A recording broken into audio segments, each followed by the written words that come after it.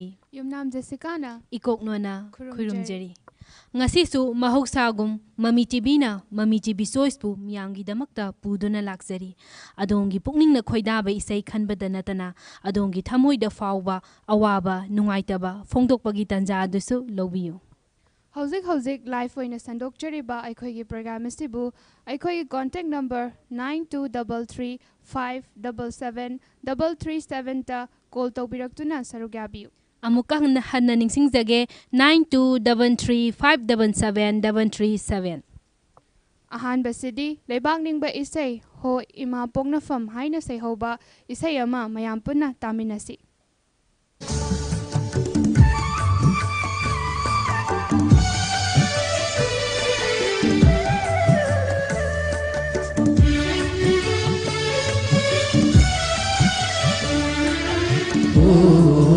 Ima Ognapam Ima Nangumri Leite Ima Oina Tiruna Labna Chatuna Nangumbi Pangoe Ima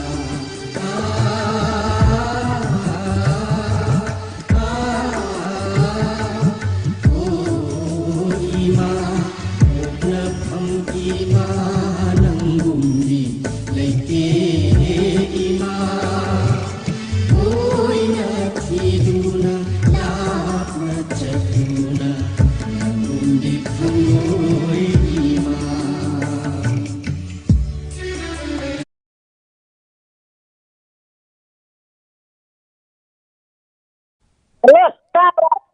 Tajari Mami Tibi Sois ne Adongi Apambi Isai Khanbiyo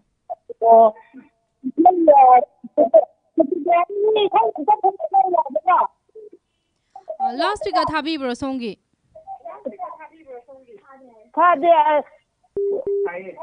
Karaino. Hello, Tabra. Tajari Habiyo Oh, Kano, could the Jerry say the Kajara? Yani Khanbiyo Cigarette, Jessica, Palim Patogi, nothing on the Firubai have though. Yam Nungaizay Isai Pajabam Su Khanbirakle Oh, I do that. Adongi Mingalai Fungasong Tang Thambiyo Oh, I do the Tang Jump, you know, I do the Nandi, you know, Kainom Kata Haizageba Tibigi Manaktagi Nagana Biraga Dikitang Laptoga Nambiro Oh, no, you start. Oh, I do the Kandiro go. Soidana Tajarake Adongi Mingalai Fungam Tang Thambiyo Mukahana Oh, Pangai. Oh, Pangai, Tang Jump, Nandi. Yam Nungaizay Isai Se Kana Tabiga the boy Birabano Oh, say, akwai na bibi adagi da tawba abu kapana are roji rojina adagi ichal limbi si lo jara vida Marupna call to Bira is saying a sin a handboy Biraba no si la hamane na ga la ju su kong phang de adanga si phang ba ya mara ho ba Karigi Kutang the Ging Big Channel the Ging Bibra YouTube the Ging Bibra Facebook the Ging Bibra O TV da dum jenge ba khoi di ko Cable gi Kutang the Ging Bibatari ko today aduna na ga ji phone ji taw su kong phang de ni ne ta han gi ko ko Yam Nungaizay Mami TV Choice da call to Biraktuna Sarugya Birakpagi Damakta Dom Thakat Bafong Doctory Adom na Khanbirak pa isay That Kudol Tamzara Age Tabining Basinga Pulap Taminasi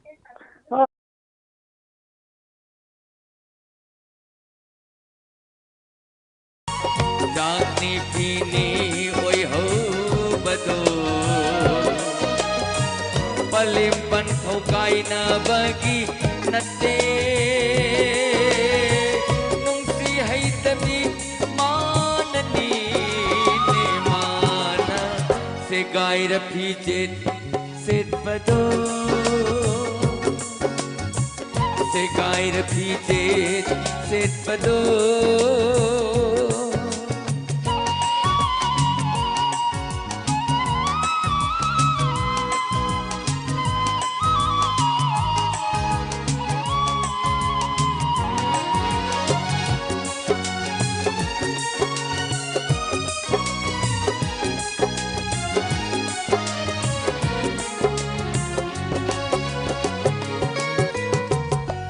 ꯂꯥꯞꯊꯣꯛꯈꯤ ꯏꯐꯝꯗꯒꯤ ꯃꯥꯅ ꯑꯔꯥꯟꯕ ꯃꯤꯠꯌꯦꯡꯗ ꯑꯆꯝꯕ ꯊꯧꯗꯣꯛꯇꯨ ꯃꯥꯅ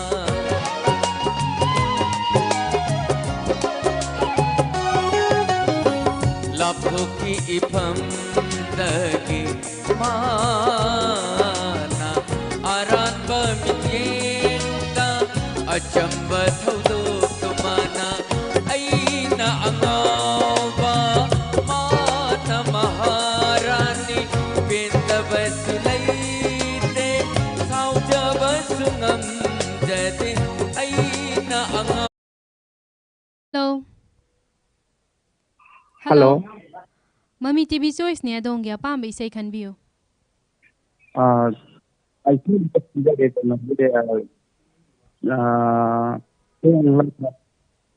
saying love Amutang ka hanna haibiyo ba? Kainogi akoy saying love asi para hingo tawod. Yam nungaijay isay se yam na khoidana khanbirakpa isay su oibanina soidana makki pharangani haina su khale isay se matik amtang lanthokpiyo. Oh yeah.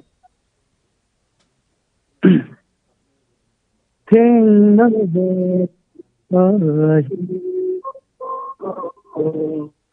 I don't MAMI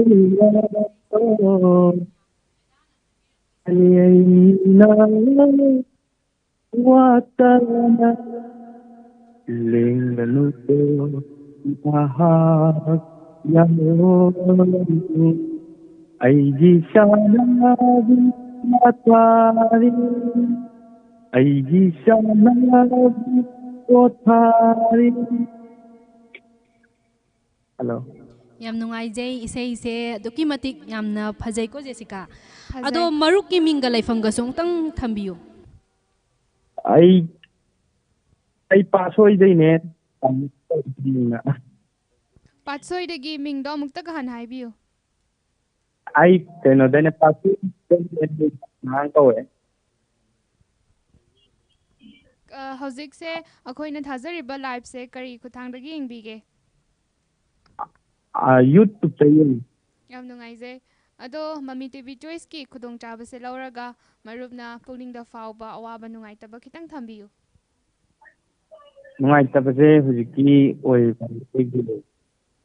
irang sije tasengna no ko ti tawun khangdaba ayam yumda ma kano da laiba wariba sije khalugadi nungaitaba Nungaitaba se aikoi mipung khuding makta hujiki leiriba phibam jinadi nungaitaba loi fawi ko adubu nungaitaba kaya do na thairaga nghaktang oiraba su pothana ba chinjabani aikoi Mami TV na sandok chariba Mami TV Choice ki program asida matung da su call tawbiraktuna saruk yabiyo adomna khanbirakpa isai mayam punna taminarasi khudol tawjarak lage.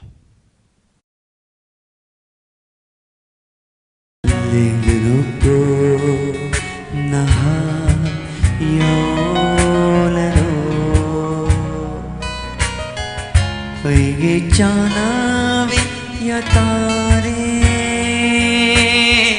oige janavi pothare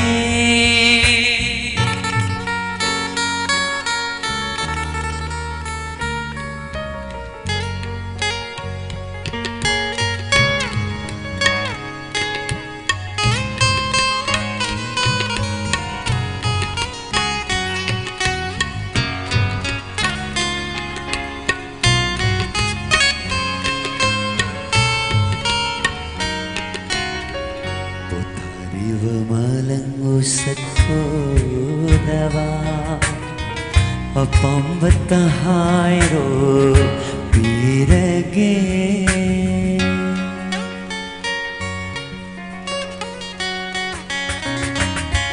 pothariva malangu sathodava apambata hairo pirage lengla ko nangi khong phong da 내일날 너가 난게 공범더 직한코 어이세 봄 찍찍나 어이기 자나비 야따리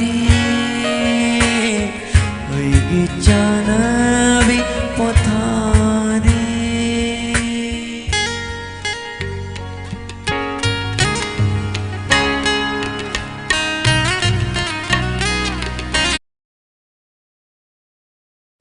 Hello.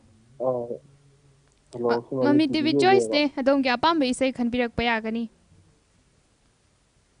Isai am ta khanjage isaise khadi liye akogi oja lekijaba Joy Kumar khunjaba chappa unarare taw Kitang kan nang birak pa yagadra koina tabada kitang nungaijade. Oja Joy Kumar unarare tawbada Isai khanbire ise minga laifam ga hana mukta thambiu. tawjare ise moirangdagi sing haiba Moirangdagi Francis Francis hauji kari kari hona birige. ai hojik lisile exam exam chingre ado loi hayare Marup se aikoi na nomaijing khudingi sandok chariba program ase adum leptana yengbibara kamai tawe. ai hapu ani try tawne doctor Ado Francis isai se matem tangang biraga di yam nungaijagani. isai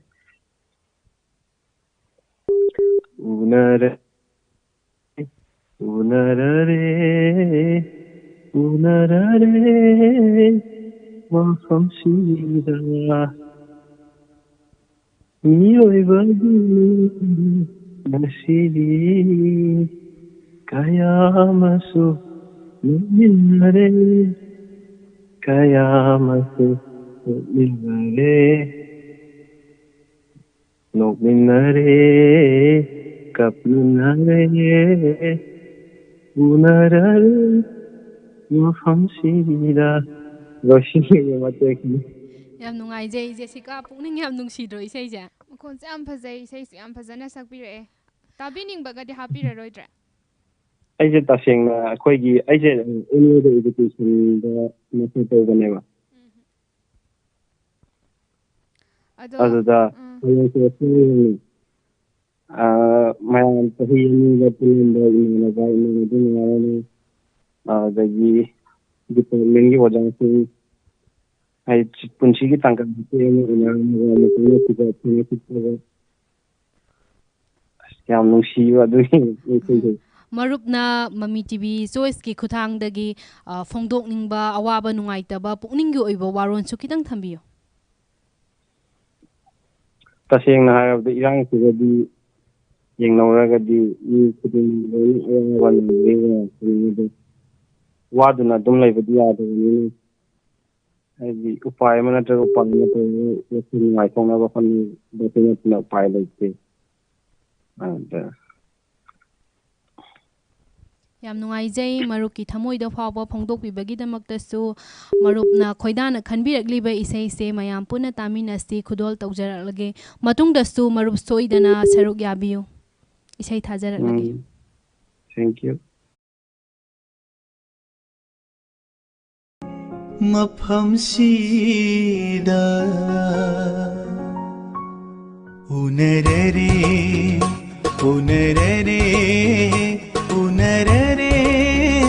maphamsida unerere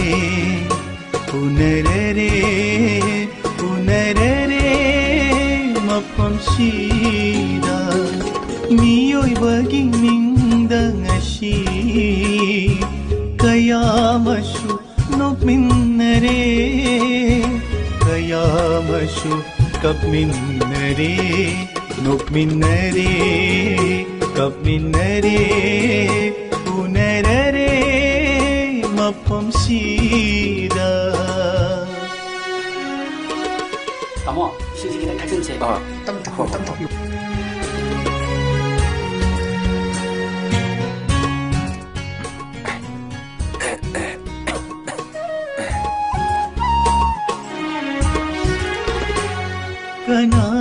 ꯑꯩꯒꯤ ꯊꯋꯥꯏ ꯑꯃꯗꯤ ꯃꯁꯥ ꯈꯞꯂꯛꯂꯦ ꯇꯠꯇꯅ ꯑꯁꯤ ꯂꯩꯕꯥꯛꯇ ꯆꯠꯅꯅꯕ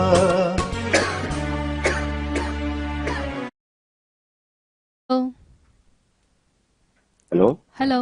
Mami TV Choice ne adongi apamba isai khanbiyo. Mission Telebagi ama kainoga Atinaga Maheska Tauba Nusiva Lisingi the Nighton Tai say it will told. Yani phone to directly sigi mingle fungasum tang hana thambiyo. I give me Ligan Kang go. Kai hainu Jessica ai tang ta. Ligan Kang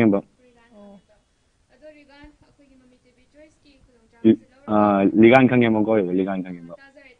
Mami TV Choice ki khudong chaba se lauraga adongi pungning da fawba apamba nungaitaba khar khatang su thambi. Hojiki situation haidi Iran ke tuna faraga tandule taba ama oibado du pamje haitai. Yam nungaizai khoige maikai da gisu anagi nuchi chanana leminaba Manipur ro amana ko ersano haina thamjage. Adorigan hojik se kari kari hona birige. I graduation lo senjare ado thawai khang sum try to sell haitai. Mai pa ko view hain thamjage. Regan tabining ba mi ga de happy roidra. Mi am khai jage. Keno dai tanu thodam na da mo na dedicate to jage sei. Yam nungaizai ado Regan gi se Jemeli isai se dedicate to rai se yamna Chingnei ai. Koina chingnei se sumdoi ro maru. Dum thanbira su kai de. Adudi ataba mana su dum khangani ko. Yam nungaizai ꯑꯩꯈꯣꯏꯒꯤ ꯃꯃꯤ ꯇꯤꯚꯤꯅ ꯁꯟꯗꯣꯛꯆꯔꯤꯕ ꯃꯃꯤ TV ꯆꯣꯏꯁꯇ ꯑꯗꯣꯝꯅ call ꯇꯧꯔꯛꯇꯨꯅ ꯁꯔꯨꯛ ꯌꯥꯕꯤꯕ ꯑꯗꯨꯒ ꯀꯅꯥꯒꯨꯝꯕꯤ ꯑꯃꯗꯁꯨ dedicate ꯇꯧꯕꯤꯗꯨꯅ ꯏꯁꯩꯁꯦ ꯇꯥꯍꯟꯅꯕ ꯍꯣꯠꯅꯕꯤꯕ ꯌꯥꯝ ꯅꯨꯡꯉꯥꯏꯖꯩ ꯏꯁꯩꯁꯦ ꯊꯥꯖꯔꯛꯂꯒꯦ ꯃꯌꯥꯝ ꯄꯨꯟꯅ ꯇꯥꯃꯤꯟꯅꯔꯁꯤ ꯑꯗꯣꯝꯅ ꯗꯦꯗꯤꯀꯦꯠ ꯇꯧꯔꯤꯕꯁꯨꯅ ꯍꯦꯟꯅꯁꯨ ꯇꯥꯕ ꯑꯣꯏꯔꯁꯅꯨ ꯃꯌꯥꯝꯗ ꯏꯁꯩ ꯈꯨꯗꯣꯜ ꯇꯧꯖꯔꯒꯦ Thank you.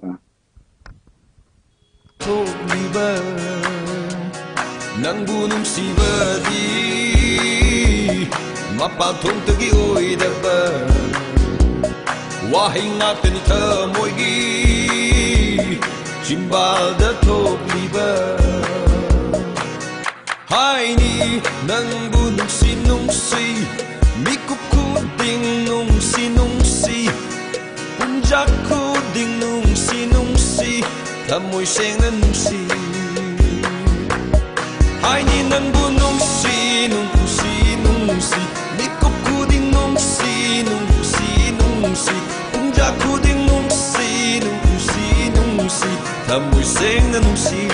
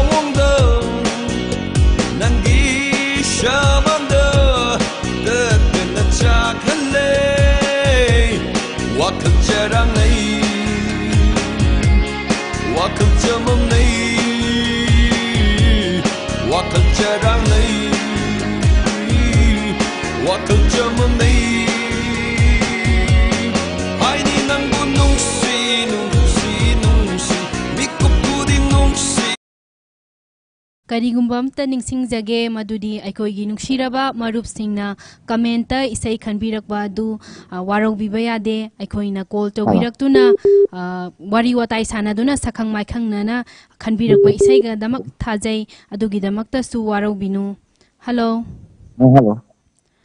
Mami TV Choice ne adongi apamba isai khanbiyo. Isai imta khanjage ba. Yani karamba isai oibirabano. ꯑꯩꯈꯣꯏꯒꯤ ꯗꯤꯅꯦꯁꯀꯤ ꯅꯨꯡꯁꯤꯈ꯭ꯔꯕ ꯊꯣꯡꯒꯥꯟꯒꯤꯗꯧ ꯏꯁꯩꯗꯣ ꯌꯥꯝꯅ ꯐꯖꯕ ꯏꯁꯩꯅꯦ ꯑꯗꯣ ꯐꯣꯟ ꯇꯧꯕꯤꯔꯛꯂꯤꯕꯁꯤꯒꯤ ꯃꯤꯡꯒ ꯂꯩꯐꯝꯒꯁꯨ ꯑꯝꯇꯪ ꯊꯝꯕꯤꯌꯨ ꯂꯝꯗꯤ ꯄꯥꯁꯣꯏ ꯄꯥꯊ꯭ꯔꯤꯗꯣꯏꯅꯦꯕꯀꯣ ꯃꯤꯡꯅ ꯍꯦꯔꯣ ꯍꯦꯔꯣ ꯑꯁ ꯍꯦꯔꯣꯁꯦ ꯍꯦꯔꯣꯗ ꯍꯦꯔꯣ ꯃꯥꯜꯂꯤꯗ ꯌꯥꯝ ꯅꯨꯡꯉꯥꯏꯖꯩ ꯍꯦꯔꯣ ꯑꯩꯈꯣꯏꯒꯤ ꯃꯃꯤ ꯇꯤꯚꯤꯅ ꯁꯟꯗꯣꯛꯆꯔꯤꯕ ꯃꯃꯤ ꯇꯤꯚꯤ ꯆꯣꯏꯁꯀꯤ ꯄ꯭ꯔꯣꯒ꯭ꯔꯥꯝ ꯑꯁꯤꯒꯤ ꯈꯨꯠꯊꯥꯡꯗ ꯑꯗꯣꯝꯒꯤ ꯃꯔꯨꯞꯀꯤ ꯊꯃꯣꯏꯗ ꯐꯥꯎꯕ ꯑꯋꯥꯕ ꯅꯨꯡꯉꯥꯏꯇꯕ ꯐꯣꯡꯗꯣꯛꯄꯒꯤ ꯇꯥꯟꯖꯥ ꯑꯗꯨꯁꯨ ꯂꯧꯕꯤꯌꯨ ꯑꯁ ꯍꯣꯏ ꯅꯨꯡꯉꯥꯏꯇꯕꯁꯨ ꯍꯟꯗꯛꯇꯤ ꯍꯣꯏ ꯇꯧꯐꯝꯁꯨ ꯈꯪꯗ꯭ꯔꯦ ꯑꯗꯨꯒ ꯅꯨꯡꯗꯤ ꯅꯨꯡꯉꯥꯏꯇ꯭ꯔꯦ ꯏꯔꯥꯡ ꯌꯥꯝ ꯂꯩꯔꯕꯅꯤꯅꯀꯣ ꯃꯥꯅꯦ ꯃꯥꯅꯦ ꯇꯥꯖꯅꯤꯡꯕ ꯀꯥꯞꯆꯒꯦ ꯌꯥꯎꯕ ꯌꯥꯅꯤ ꯌꯥꯅꯤ ꯑꯗꯣꯝꯅ ꯇꯥꯃꯤꯟꯅꯅꯤꯡꯕꯁꯤꯡ ꯑꯗꯨꯝ ꯍꯥꯏꯕꯤꯔꯛꯑꯣ ꯌꯥꯅꯤ ꯑꯩꯈꯣꯏꯒꯤ ꯄꯥꯁꯣꯏꯒꯤ ꯏꯃꯥꯟꯅꯕ ꯁꯨꯕꯥꯁꯅꯦ ꯑꯗꯨꯒ ꯋꯤꯂꯤꯌꯝ ꯑꯗꯨꯃꯥꯏꯅ ꯑꯩꯈꯣꯏ ꯁꯨꯃꯥꯏꯅ ꯇꯥꯃꯤꯟꯅꯔꯒ ꯃꯌꯥꯝ ꯇꯥꯃꯤꯟꯅꯁꯤꯒ ꯌꯥꯝ ꯅꯨꯡꯉꯥꯏꯖꯩ ꯑꯗꯣ ꯃꯔꯨꯞ ꯏꯁꯩꯁꯦ ꯃꯇꯦꯛ ꯑꯃꯇꯪ ꯁꯛꯇꯣꯛꯁꯤꯗꯅ ꯅꯣꯏ ꯃꯔꯛꯇ ꯁꯛꯑꯒꯦꯀꯣ ꯑꯩ ꯁꯛꯆꯔꯒꯦ ꯅꯨꯡꯁꯤꯈ꯭ꯔꯕ ꯊꯣꯡꯒꯥꯟꯒꯤ ꯅꯨꯡꯁꯤꯕꯤ ꯄꯥꯝꯖꯕ ꯃꯁꯦꯟꯒꯤ ꯄꯨꯡꯐꯝꯅꯤ ꯊꯃꯣꯏ ꯃꯔꯤ ꯄꯨꯡꯐꯝꯅꯤ ꯁꯤꯗꯪ ꯂꯣꯏꯁꯤꯟꯖꯔꯒꯦ ꯌꯥꯝ ꯅꯨꯡꯉꯥꯏꯖꯩ ꯏꯁꯩꯁꯦ ꯌꯥꯝ ꯐꯖꯩ ꯑꯗꯣ ꯃꯔꯨꯞꯅ ꯈꯟꯕꯤꯔꯛꯂꯤꯕ ꯏꯁꯩꯁꯦ ꯇꯥꯕꯤꯅꯤꯡꯕꯁꯤꯡꯒ ꯑꯗꯣꯝꯅ ꯗꯦꯗꯤꯀꯦꯠ ꯇꯧꯕꯤꯕꯁꯤꯡꯒ ꯄꯨꯟꯅ ꯇꯥꯃꯤꯟꯅꯔꯁꯤ ꯏꯁꯩ ꯈꯨꯗꯣꯜ ꯇꯧꯖꯔꯛꯂꯒꯦ ꯇꯥꯃꯤꯟꯅꯔꯁꯤ thank you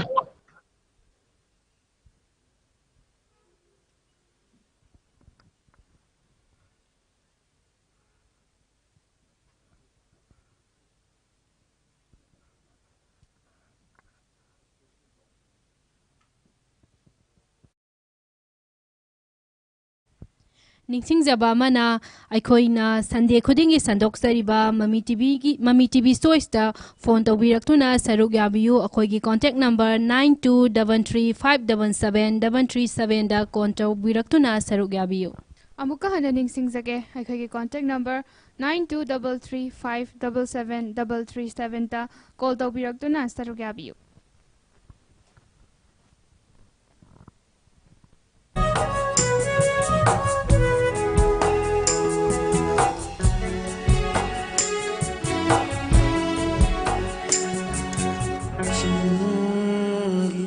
Leirang pamagi warine loibi chingsang na pomda sathobe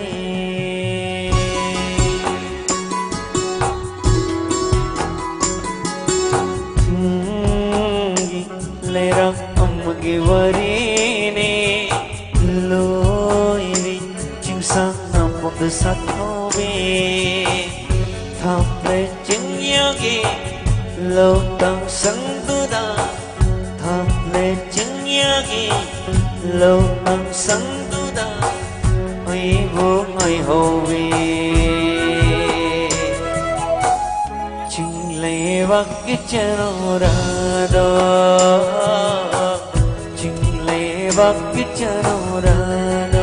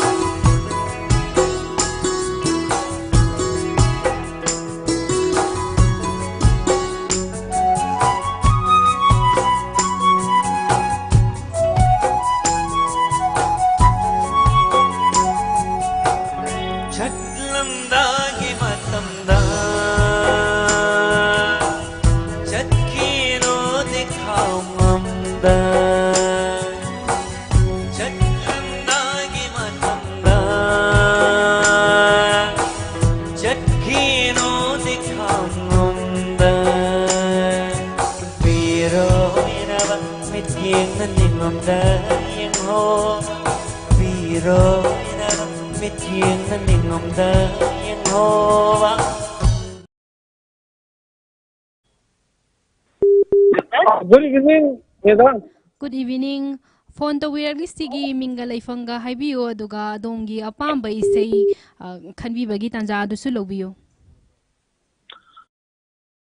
ꯑꯩ ꯅꯣꯡꯃꯩꯕꯨꯡ ꯑꯌꯥꯡꯄꯜꯂꯤꯗꯒꯤ ꯅꯣꯡꯊꯣꯝꯕ ꯃꯉꯣꯟꯖꯥꯎ ꯀꯧꯖꯩ ꯑꯩꯅ ꯇꯥꯖꯟꯕ ꯏꯁꯩꯅ ꯑꯇꯤꯌꯥꯒꯤ ꯃꯤꯅꯧ ꯐꯤꯂꯝꯗꯒꯤ ꯔꯟ ꯊꯧꯅꯥꯅ ꯁꯛꯄ ꯐꯖꯩꯗ ꯄꯛꯆꯩꯗ ꯁꯨꯅꯩꯗ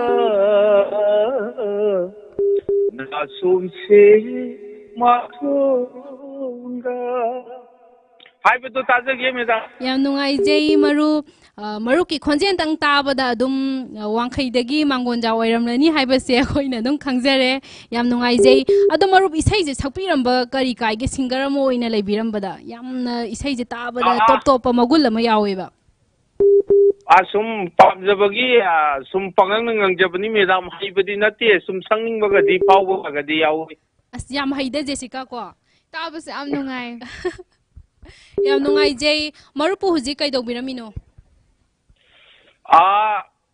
ꯀ꯭ꯔꯤꯀꯦꯠꯁꯨ ꯌꯦꯡꯕ ꯑꯗꯩ ꯃꯃꯤ ꯇꯤꯚꯤꯁꯦ ꯑꯩꯈꯣꯏꯒꯤ ꯀꯩꯅꯣꯗ ꯌꯨꯇꯨꯕꯇ ꯌꯦꯡꯕ IAS ꯀꯣꯝ ꯂꯧꯋꯦ ꯑꯗꯣ ꯀꯩꯅꯣꯗꯁꯨ ꯇꯤꯚꯤꯗꯁꯨ ꯑꯗꯨꯝ ꯐꯪꯉꯦ ꯌꯥꯝ ꯅꯨꯡꯉꯥꯏꯖꯩ ꯑꯗꯣ ꯃꯔꯨꯞ ꯃꯇꯝ ꯆꯥꯅꯁꯨ ꯍꯥꯏꯗꯤ ꯑꯩꯈꯣꯏꯅ ꯃꯃꯤ ꯇꯤꯚꯤꯅ ꯁꯟꯗꯣꯛꯆꯔꯤꯕ ꯃꯃꯤ ꯇꯤꯚꯤ ꯆꯣꯏꯁꯀꯤ ꯄ꯭ꯔꯣꯒꯥꯝꯁꯦ ꯑꯗꯨꯝꯁꯨ ꯁꯔꯨꯛ ꯌꯥꯕꯤꯔꯛꯑꯦ ꯃꯇꯨꯡꯗꯁꯨ ꯑꯗꯨꯝ ꯁꯔꯨꯛ ꯌꯥꯕꯤꯌꯨ ꯅꯣꯡꯃꯥꯏꯖꯤꯡ ꯈꯨꯗꯤꯡꯒꯤ ꯄꯨꯡ 6ꯇꯒꯤ ꯍꯧꯔꯒ ꯁꯟꯗꯣꯛꯆꯔꯤꯕ ꯄ꯭ꯔꯣꯒꯥꯝꯁꯦ ꯁꯔꯨꯛ ꯑꯗꯨꯝ ꯌꯥꯕꯤꯔꯛꯑꯣ ꯍꯥꯏꯅ ꯊꯝꯖꯒꯦ ꯃꯔꯨꯞ ꯑꯗꯣ ꯑꯩꯈꯣꯏꯅ ꯁꯟꯗꯣꯛꯆꯔꯤꯕ ꯄ꯭ꯔꯣꯒ꯭ꯔꯥꯝ ꯑꯁꯦ ꯋꯥꯔꯕꯁꯨ ꯉꯥꯏꯍꯥꯛꯇꯪ ꯑꯣꯏꯔꯕꯁꯨ ꯄꯣꯊꯥꯅꯕꯒꯤꯗꯃꯛꯇ ꯁꯟꯗꯣꯛꯆꯕꯅꯤ ꯑꯗꯣ ꯃꯔꯨꯞꯀꯤ ꯄꯨꯛꯅꯤꯡꯗ ꯐꯥꯎꯕ ꯈꯤꯇꯪ ꯊꯝꯕꯤꯌꯨ ꯑꯩꯈꯣꯏꯒꯤ ꯄ꯭ꯔꯣꯒ꯭ꯔꯥꯝꯁꯦ ꯂꯦꯞꯇꯅꯁꯨ ꯌꯦꯡꯕꯤ ꯃꯇꯨꯡꯗꯁꯨ ꯑꯗꯨꯝ ꯁꯔꯨꯛ ꯌꯥꯕꯤꯔꯛꯀꯅꯤ ꯍꯥꯏꯅꯁꯨ ꯈꯜꯂꯦ ꯑꯗꯣ ꯃꯔꯨꯞꯀꯤ ꯊꯃꯣꯏꯗ ꯐꯥꯎꯕ ꯈꯤꯇꯪ ꯊꯝꯕꯤꯌꯨ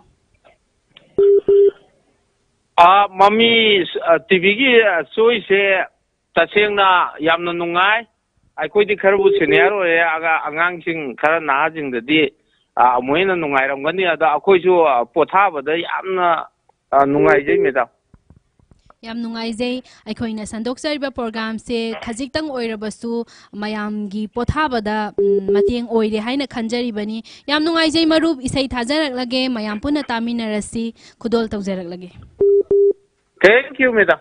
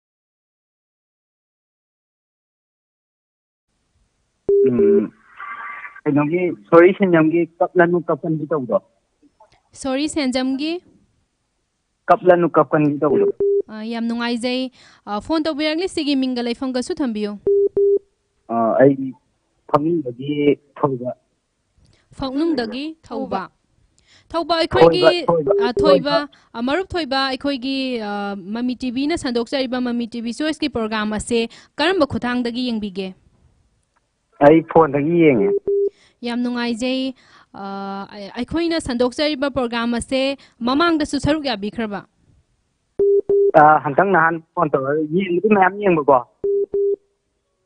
ꯑꯗꯨꯒ ꯐꯣꯟ ꯇꯧꯕꯗꯤ ꯍꯟꯗꯛ ꯑꯍꯥꯟꯕꯅ ꯑꯩꯅ ꯄꯥꯎ ꯐꯥꯎꯅꯔꯒ ꯏꯁꯩ ꯈꯟꯕꯒꯤ ꯈꯨꯗꯣꯡꯆꯥꯕ ꯐꯪꯉꯤꯁꯦ ꯌꯥꯝ ꯅꯨꯡꯉꯥꯏꯖꯩ ꯑꯩꯈꯣꯏꯁꯨ ꯃꯌꯥꯝꯒꯤ ꯄꯦꯟꯅꯕ ꯁꯦꯕꯥ ꯇꯧꯖꯔꯤꯕꯅꯤ ꯀꯣꯂꯔꯁꯦ ꯑꯗꯨꯛꯀꯤ ꯃꯇꯤꯛ ꯌꯥꯝꯃꯟꯈꯤꯕꯅ ꯑꯄꯥꯏ ꯄꯥꯏꯗ ꯑꯗꯨꯝ ꯂꯩꯕꯁꯦ ꯋꯥꯔꯧꯕꯤꯅꯨ ꯑꯗꯣ ꯑꯩ ꯀꯩꯅꯣ ꯗꯦꯗꯤꯀꯦꯠ ꯀꯩꯅꯣ ꯇꯧꯖꯒꯦ ꯌꯥꯅꯤ ꯏꯃꯥꯟꯅꯕ ꯌꯥꯅꯤ ꯈꯔ ꯗꯦꯗꯤꯀꯦꯠ ꯇꯧꯕꯤꯌꯣ ꯍꯥꯏꯕꯤꯌꯨ ꯍꯥꯏꯕꯤꯌꯨ ꯑꯩꯈꯣꯏ ꯐꯪꯉꯣꯝꯊꯪꯗꯒꯤ ꯁꯅꯥꯖꯧꯕ ꯑꯗꯨꯗꯒꯤ ꯗꯣꯂꯥꯏ ꯊꯥꯕꯩꯗꯒꯤ ꯑꯈꯝ ꯑꯗꯨꯗꯒꯤ ꯈꯨꯔꯥꯏꯗꯒꯤ ꯔꯣꯍꯤꯠ ꯅꯣꯡꯗꯣꯝꯕꯝ ꯔꯣꯖꯤꯠ ꯍꯥꯏꯕꯅꯤ ꯔꯣꯖꯤꯠ ꯅꯣꯡꯃꯥꯏꯊꯦꯝ ꯔꯣꯖꯤꯠ ꯅꯣꯡꯃꯥꯏꯊꯦꯝ ꯂꯣꯏꯕꯤꯔꯕ꯭ꯔꯥ ꯃꯔꯨꯞ ꯁꯤꯅ ꯑꯗꯨꯝ ꯑꯇꯩ ꯂꯤꯁꯅꯔ ꯃꯌꯥꯝꯒ ꯑꯇꯩ ꯗꯦꯗꯤꯀꯦꯠ ꯇꯧꯖꯔꯒꯦ ꯑꯇꯩꯗꯤ ꯌꯥꯝ ꯅꯨꯡꯉꯥꯏꯖꯩ ꯃꯔꯨꯞ ꯏꯁꯩꯁꯦ ꯃꯇꯦꯛ ꯑꯃꯇꯪ ꯈꯨꯗꯣꯜ ꯇꯧꯕꯤꯔꯝꯃꯨꯗꯅ ꯑꯗꯨꯗꯤ ꯃꯊꯪꯒꯤ ꯀꯩꯅꯣꯗ ꯈꯨꯗꯣꯡꯆꯥꯕꯗ ꯑꯣꯏ ꯇꯧꯖꯔꯒꯦ ꯌꯥꯝ ꯅꯨꯡꯉꯥꯏꯖꯩ ꯃꯇꯨꯡꯗꯁꯨ ꯑꯩꯈꯣꯏꯅ ꯅꯣꯡꯃꯥꯏꯖꯤꯡ ꯈꯨꯗꯤꯡꯒꯤ ꯁꯟꯗꯣꯛꯆꯔꯤꯕ ꯄ꯭ꯔꯣꯒ꯭ꯔꯥꯝ ꯑꯁꯤꯗ ꯀꯣꯜ ꯇꯧꯕꯤꯔꯛꯇꯨꯅ ꯁꯔꯨꯛ ꯌꯥꯕꯤꯌꯨ ꯉꯁꯤ ꯃꯔꯨꯞꯅ ꯈꯟꯕꯤꯔꯛꯂꯤꯕ ꯏꯁꯩꯁꯦ ꯃꯌꯥꯝ ꯄꯨꯟꯅ ꯇꯥꯃꯤꯟꯅꯔꯁꯤ ꯑꯗꯣꯝꯒꯤꯗꯃꯛꯇ ꯈꯨꯗꯣꯜ ꯇꯧꯖꯔꯛꯂꯒꯦ ꯊꯦꯡꯛ ꯌꯨ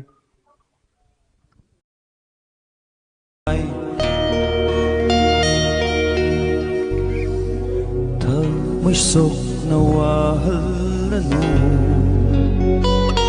ꯑꯩꯗꯤ ꯈꯥꯡꯕꯗꯣ ꯌꯥꯝꯅ ꯋꯥꯏ ꯑꯩꯒꯤ ꯊꯋꯥꯏ ꯑꯣꯏꯔꯝꯕꯤ ꯃꯤꯒꯤ ꯊꯋꯥꯏ ꯑꯣꯏꯈ꯭ꯔꯕꯤ ꯑꯩꯒꯤ ꯊꯋꯥꯏ ꯑꯣꯏꯔꯝꯕꯤ ꯃꯤꯒꯤ ꯊꯋꯥꯏ ꯑꯣꯏꯈ꯭ꯔꯕꯤ ꯌꯥꯏꯐꯕꯤ ꯑꯣꯏꯀꯣ ꯌꯥꯏꯐꯕꯤ ꯑꯣꯏꯀꯣ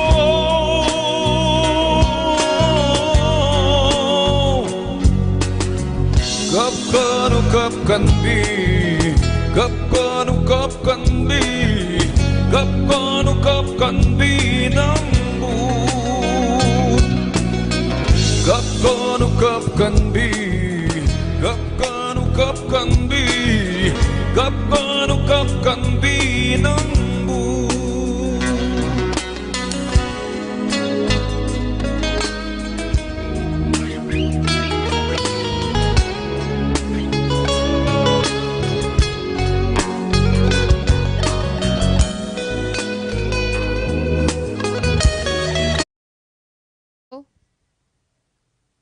Hello. Hello.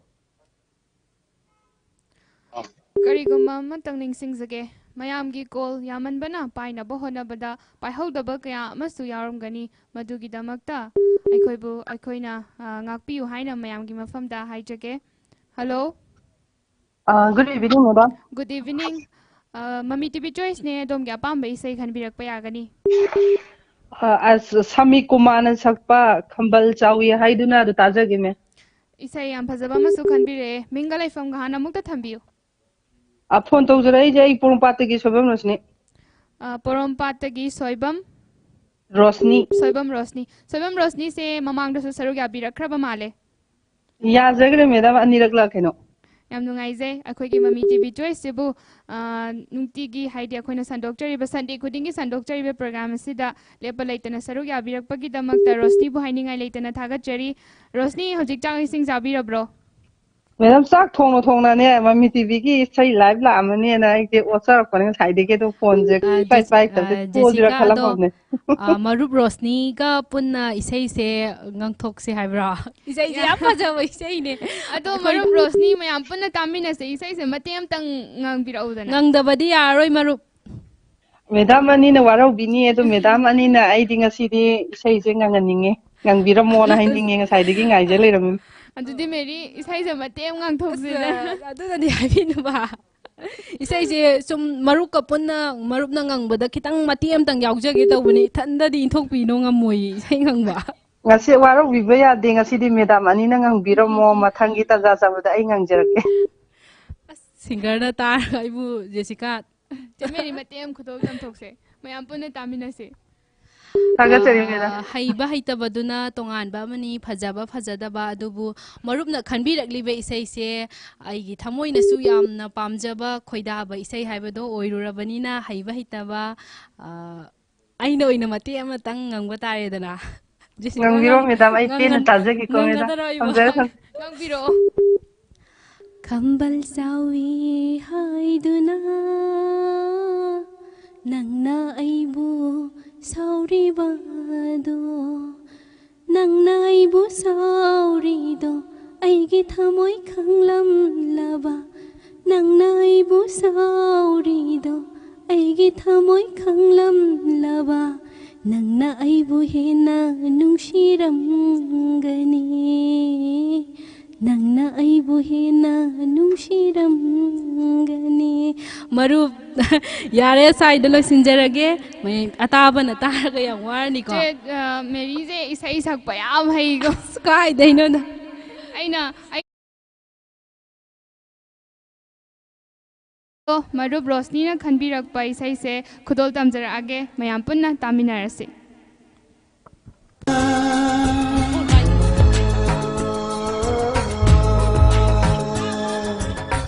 ꯈꯝꯕꯜ ꯆꯥꯎꯏ ꯍꯥꯏꯗꯨꯅ ꯅꯪꯅ ꯑꯩꯕꯨ ꯁꯥꯎꯔꯤꯕꯔꯣ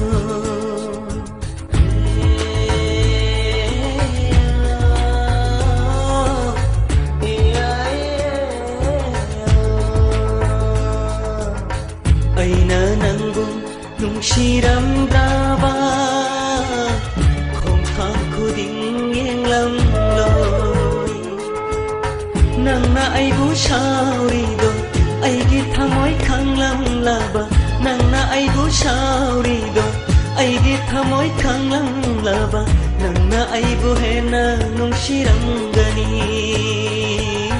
ꯅꯪꯅ ꯑꯩꯕꯨ ꯍꯦꯟꯅ ꯅꯨꯡꯁꯤꯔꯝꯒꯅꯤ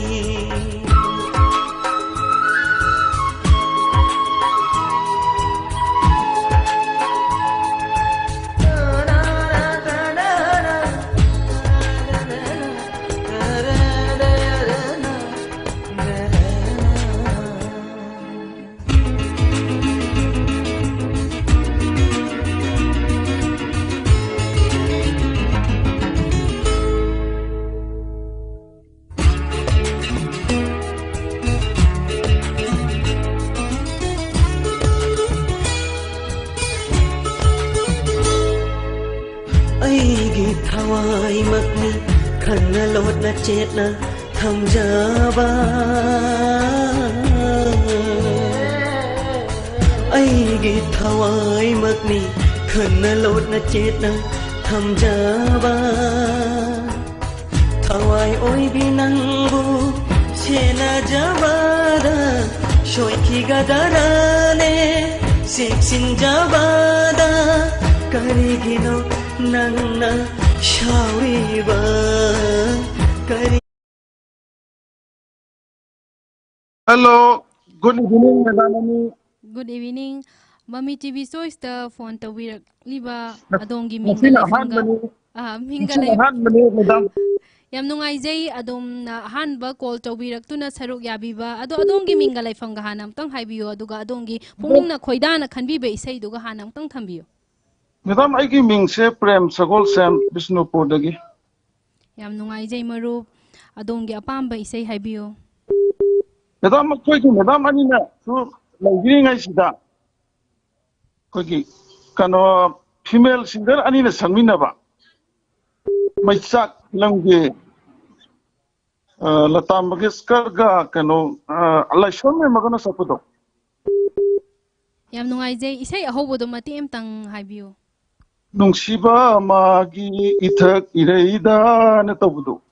yam phajaba isai ni Jessica ta ꯌꯥꯝ hainage ꯌꯥꯝ ꯐꯖꯕ ꯏꯁꯩ ꯑꯃ ꯈꯟꯕꯤꯔꯛꯑꯦ ꯑꯗꯣ ꯃꯔꯨꯞ ꯍꯧꯖꯤꯛ ꯀꯔꯤ ꯀꯔꯤ ꯍꯣꯠꯅꯕꯤꯔꯤꯒꯦ Madam, I say tabak ingang sum tasuk tarogasu. Madam, program se nangna bachinjan jarakpani. ꯌꯥꯝ ꯅꯨꯡꯉꯥꯏꯖꯩ ꯑꯩꯈꯣꯏꯒꯤ ꯄ꯭ꯔꯣꯒ꯭ꯔꯥꯝꯁꯤꯕꯨ ꯊꯋꯥꯏ ꯌꯥꯎꯅ ꯇꯥꯕꯤ ꯍꯥꯏꯕ ꯈꯪꯕ ꯉꯝꯖꯔꯦ ꯑꯗꯣ ꯃꯔꯨꯞ ꯃꯃꯤ ꯇꯤꯚꯤ ꯆꯣꯏꯁꯀꯤ ꯈꯨꯗꯣꯡꯆꯥꯕꯁꯦ ꯂꯧꯔꯒ ꯑꯗꯣꯝꯒꯤ ꯄꯨꯛꯅꯤꯡꯗ ꯐꯥꯎꯕ ꯑꯄꯥꯝꯕ ꯄꯦꯟꯗꯕ ꯅꯨꯡꯉꯥꯏꯇꯕ ꯈꯨꯗꯤꯡꯃꯛꯁꯨ ꯊꯝꯕꯤꯌꯨ Madam, hꯧꯖꯤꯛꯁꯤ ꯅꯨꯡꯉꯥꯏꯕꯒꯤꯗꯤ ꯅꯨꯡꯉꯥꯏꯕ ꯑꯣꯏꯗ꯭ꯔꯦ ꯂꯩꯄꯥꯛꯀꯤ ꯍꯧꯖꯤꯛ ꯇꯪꯗꯨ ꯂꯩꯇꯥꯗꯕꯁꯤꯗ ꯑꯗꯨꯕꯨ ꯃꯦꯗꯥꯝ ꯍꯣꯏꯅ ꯁꯟꯗꯣꯛꯄꯤꯔꯤꯕ ꯄ꯭ꯔꯣꯒ꯭ꯔꯥꯝꯁꯦ ꯇꯥꯖꯔꯒ ꯄꯨꯛꯅꯤꯡ ꯋꯥꯈꯜꯁꯦ ꯈꯔ ꯈꯩꯗꯤ ꯄꯦꯟꯖꯩ ꯍꯥꯏꯖꯕ ꯇꯥꯔꯦ ꯃꯦꯗꯥꯝ ꯌꯥꯝ ꯅꯨꯡꯉꯥꯏꯖꯩ ꯃꯔꯨꯞꯅ ꯑꯩꯈꯣꯏꯅ ꯅꯣꯡꯃꯥꯏꯖꯤꯡ ꯈꯨꯗꯤꯡꯒꯤ ꯁꯟꯗꯣꯛꯆꯔꯤꯕ ꯄ꯭ꯔꯣꯒ꯭ꯔꯥꯝ ꯑꯁꯤꯕꯨ ꯌꯥꯝꯅ ꯃꯄꯨꯡ ꯐꯥꯍꯟꯕꯤꯕꯒꯤꯗꯃꯛꯇꯁꯨ ꯊꯥꯒꯠꯆꯔꯤ ꯃꯇꯨꯡꯗꯁꯨ ꯑꯩꯈꯣꯏꯅ ꯁꯟꯗꯣꯛꯆꯔꯤꯕ ꯄ꯭ꯔꯣꯒ꯭ꯔꯥꯝ ꯑꯁꯤꯗ ꯀꯣꯜ ꯇꯧꯕꯤꯔꯛꯇꯨꯅ ꯁꯔꯨꯛ ꯌꯥꯕꯤꯌꯨ ꯃꯔꯨꯞ ꯑꯗꯣ ꯏꯁꯩꯁꯦ ꯃꯔꯨꯞꯅ ꯃꯇꯦꯛ ꯑꯃꯇꯪ ꯉꯪꯕꯤꯕꯗꯤ ꯀꯔꯤ ꯀꯥꯏ ꯃꯇꯦꯛ ꯑꯃꯇꯪ ꯊꯝꯕꯤꯌꯨ ꯑꯩꯅ ꯃꯇꯦꯛ ꯑꯃꯇꯪ ꯍꯧꯖꯔꯒ ꯃꯦꯗꯥꯝ ꯑꯅꯤꯅ ꯃꯈꯥ ꯇꯥꯕꯤ ꯇꯥꯔꯦ ꯏꯁꯩꯁꯦ ꯈꯔ ꯂꯤꯇꯛ ꯇꯧꯔꯕꯅꯤꯅ ꯀꯥꯎꯕꯒꯤ ꯇꯥꯏꯞꯇ ꯐꯤꯃꯦꯜ ꯁꯤꯡꯒꯔ ꯑꯅꯤꯅ ꯁꯛꯄꯗꯣ ꯌꯥꯝ ꯇꯥꯖꯅꯤꯡꯕ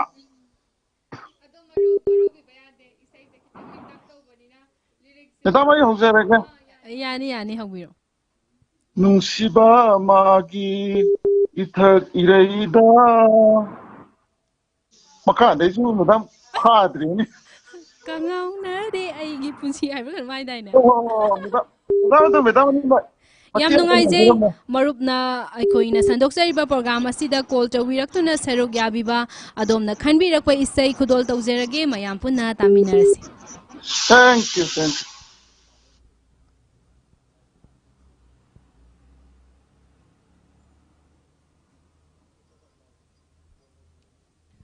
ꯀꯔꯤꯒꯨꯝꯕ ꯑꯃꯇꯪ ꯈꯪꯍꯟꯖꯒꯦ ꯃꯌꯥꯝꯅ ꯀꯣꯃꯦꯟꯒꯤ ꯈꯨꯠꯊꯥꯡꯗ ꯏꯁꯩ ꯈꯟꯕꯤꯔꯛꯄ ꯈ꯭ꯋꯥꯏ ꯄꯨꯝꯅꯃꯛꯄꯨ ꯑꯩꯈꯣꯏꯅ ꯃꯃꯤ ꯇꯤꯚꯤ ꯆꯣꯏꯁꯇ ꯀꯣꯃꯦꯟꯒꯤ ꯈꯨꯠꯊꯥꯡꯗ ꯏꯁꯩ ꯈꯟꯕꯤꯔꯛꯄꯒꯤ ꯈꯨꯗꯣꯡꯆꯥꯕ ꯑꯗꯨ ꯂꯩꯖꯗꯕꯅ ꯃꯔꯝ ꯑꯣꯏꯔꯒ ꯃꯌꯥꯝꯅ ꯋꯥꯔꯧꯕꯤꯗꯅꯕ ꯍꯥꯏꯖꯔꯤ ꯀꯣꯜ ꯇꯧꯕꯤꯔꯛꯇꯨꯅ ꯁꯛꯀꯃꯥꯏꯒ ꯈꯪꯅꯔꯒ ꯏꯁꯩ ꯈꯟꯕꯤꯔꯛꯑꯣ ꯍꯥꯏꯅ ꯃꯌꯥꯝꯒꯤ ꯃꯐꯝꯗ ꯅꯤꯡꯁꯤꯡꯖꯔꯤ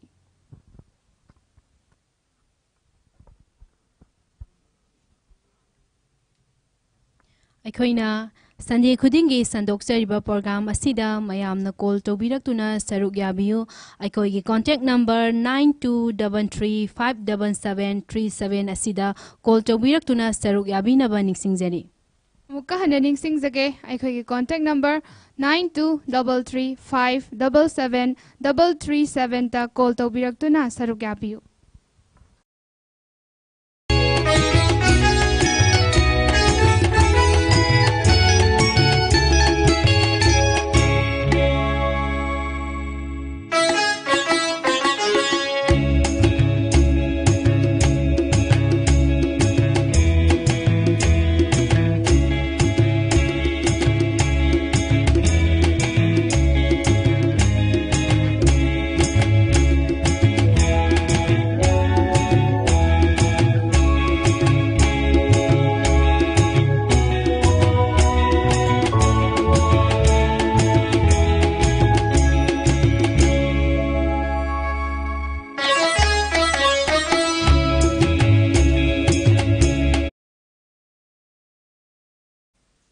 ꯍꯧꯖꯤꯛ ꯃꯔꯨꯞꯅ ꯈꯟꯕꯤꯔꯛꯑꯝꯕ ꯏꯁꯩ ꯑꯗꯣ ꯑꯔꯤꯕ ꯏꯁꯩ ꯑꯣꯏꯕꯅꯤꯅ ꯑꯩꯈꯣꯏꯒꯤ ꯂꯥꯏꯕ꯭ꯔꯦꯔꯤꯗ ꯂꯩꯔꯝꯗ꯭ꯔꯦ ꯑꯗꯨꯅ ꯋꯥꯔꯧꯕꯤꯒꯅꯨ ꯑꯩꯈꯣꯏꯅ ꯈꯨꯗꯣꯜ ꯇꯝꯖꯔꯤꯕ ꯏꯁꯩꯗꯣ ꯇꯥꯃꯤꯟꯅꯁꯤ ꯍꯥꯏꯅ ꯃꯌꯥꯝꯒꯤ ꯃꯐꯝꯗ ꯊꯝꯖꯒꯦ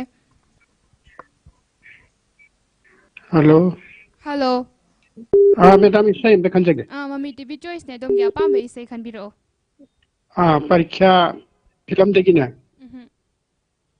उशल्लोगबा लम्हेलबा आई मिट हमम सरानगिदो ꯍꯃꯣꯝ ꯁꯗꯥꯅꯟꯗꯅ ꯁꯛꯄ ꯎꯏꯁꯤꯜꯂꯣꯒꯕ ꯑꯩꯒꯤ ꯃꯤꯠ ꯏꯁꯩ ꯈꯟꯕꯤꯔꯛꯏꯁꯦ ꯃꯤꯡꯒ ꯂꯩꯐꯝꯒ ꯍꯥꯟꯅ ꯑꯃꯨꯛꯇ ꯊꯝꯕꯤꯌꯨ बामन कायदगी शांता ꯕꯥꯃꯣꯟ ꯂꯩꯀꯥꯏꯗꯒꯤ शांता ꯕꯥꯃꯣꯟ ꯂꯩꯀꯥꯏꯗꯒꯤ ꯁꯥꯟꯇ ꯃꯃꯤ ꯇꯤꯚꯤ ꯆꯣꯏꯁꯇ ꯁꯔꯨꯛ ꯌꯥꯕꯤꯔꯛꯄꯒꯤꯗꯃꯛꯇ ꯑꯗꯣꯝꯕꯨ ꯊꯥꯒꯠꯄ ꯐꯣꯡꯗꯣꯛꯆꯔꯤ ꯑꯗꯣ ꯁꯥꯟꯇ ꯍꯧꯖꯤꯛꯁꯦ ꯀꯔꯤ ꯀꯔꯤ ꯍꯣꯠꯅꯕꯤꯔꯤꯒꯦ हौजिक दुकान मचाम फमजरी युमदा ꯌꯥꯝ ꯅꯨꯡꯉꯥꯏꯖꯩ ꯁꯥꯟꯇ ꯃꯃꯤ ꯇꯤꯚꯤ ꯆꯣꯏꯁꯀꯤ ꯈꯨꯗꯣꯡꯆꯥꯕꯁꯦ ꯂꯧꯔꯒ ꯑꯗꯣꯝꯒꯤ ꯄꯨꯛꯅꯤꯡ ꯋꯥꯈꯜꯗ ꯐꯥꯎꯕ ꯑꯄꯦꯟꯕ ꯄꯦꯟꯗꯕ ꯈꯔ ꯈꯛꯇꯪ ꯃꯃꯤ ꯇꯤꯚꯤ ꯆꯣꯏꯁꯀꯤ ꯈꯨꯗꯣꯡꯆꯥꯕꯁꯤꯗ ꯂꯧꯔꯒ ꯊꯝꯕꯤꯌꯨ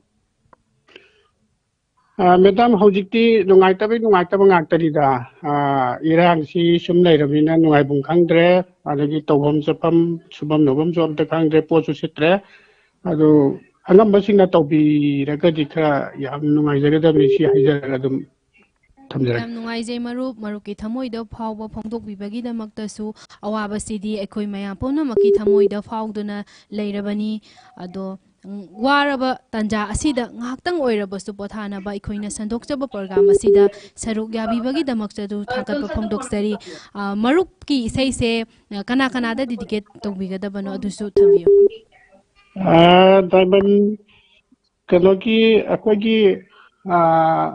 akoigi pot yoliba subscriber adudagi Mami TV gi tabiriba yengbiriba phone tabiriba chinga amjarage ado marup khoina sandokjariba program sing ase kargi khuthangdagi yengbige cable gi khuthangdagi yengbibra phone dagi yengje mehamida oh yam nungaijai ado marupna khanbiraiba isai se khudol tamjara age mayam punna taminarsi thagate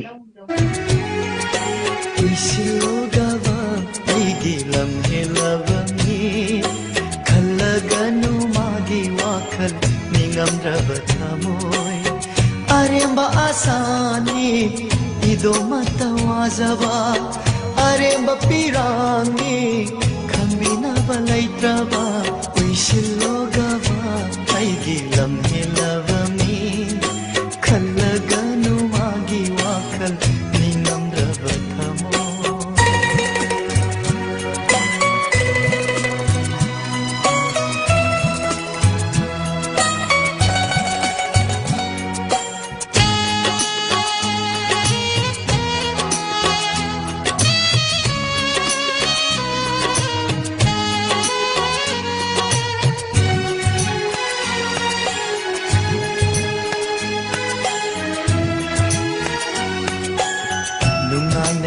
Kuntalo awaba kauthuglo kaina khrabi mahapu ningsiluranu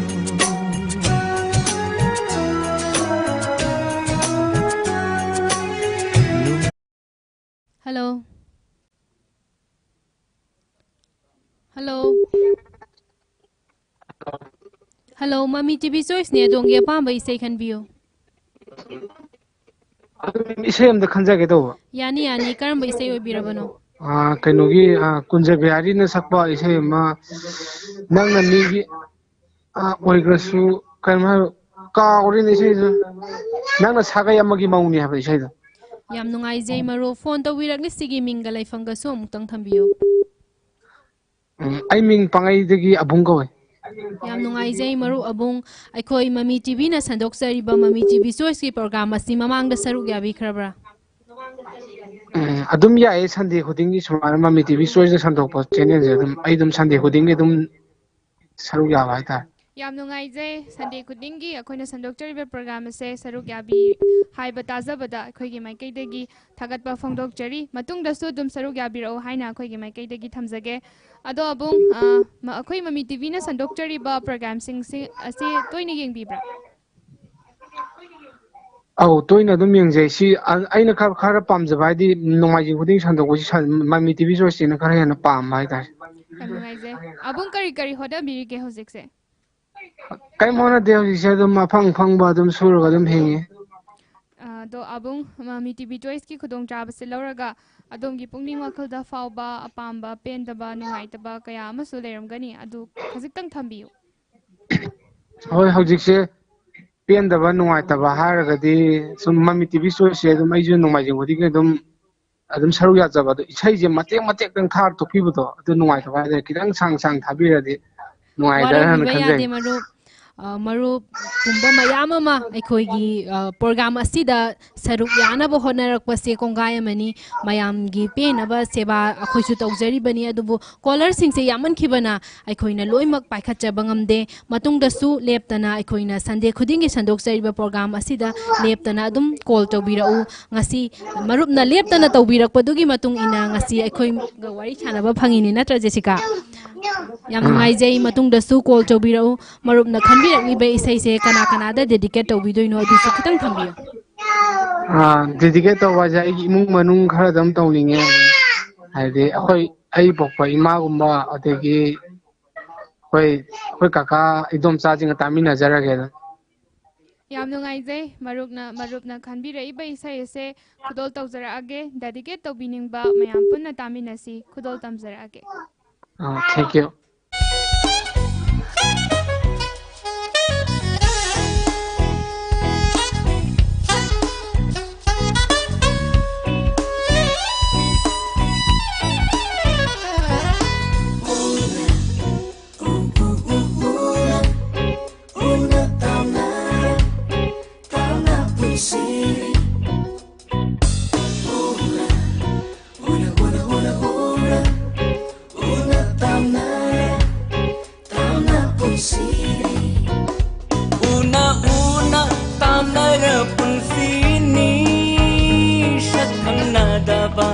lamlanba amagum una una tamnara punsini shakhang nadaba lamlanba amagum nang nasagay amagi mauni aina nanggi kaina kong loini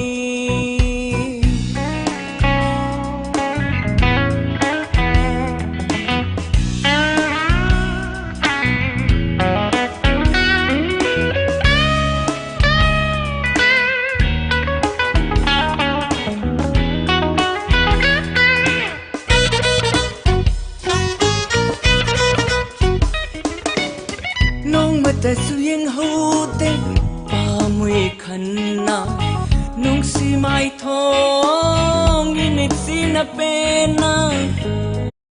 Hello. Hello. Mami TV na Mane Mami TV Sois ne adongi apamba isay kanbiyo. ahing kungaray filmgi Puspani sakwa ngawi hainaga nungsiba tawbado. Yam nungaijay marup na isay fajama ama sukhanbire marup ki minga laifanggasu amutang thambiyo. Ay kakchingdagi Rebecca Yam nungaijay marup na aikoigi program asi yengbiri karamba khuthangdagi yengbige. TV da yengjabane. Yam nungaijay marup se hujik sa ising sabirabra kaidawbiramino.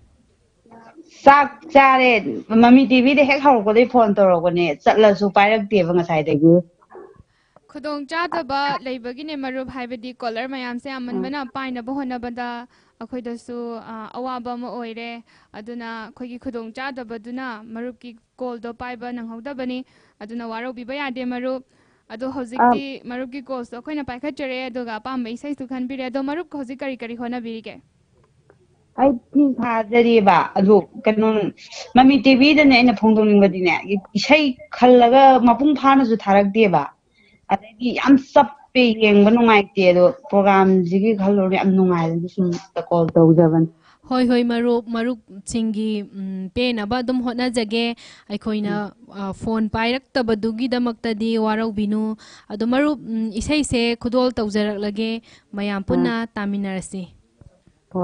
ado marup isai chappe haise khoigi karam kamaina yengbada nungaite na so haibire do kitang thambiu ba karamba maongdano haibado mamangda khaniba isai anido isai ani hum khangare adu mapung phana su ambuk thadreba adu yengbada su yam chappe yengba nungaite isai do mapung phan ambuk sakpa phangdeba atagi ekhoi Mami TV choice ki program sina taba atopa program se marup yengbada chappi bra nungaitabra ambuk chatte ataidi oho ado marup isai saanga thajadabasidi color yamanbana mayamgi seva tawnaba honabada isai se khona mapung phana thaba ngamjadabani adugi damata adu budi thoina khanjaludreba aduga isai chappase sigidi am nungaite aduga ate ate sama kai tharakpa mayamdo adudadi chatte adu isai gi masmai khanbaje si khaktani chappide marup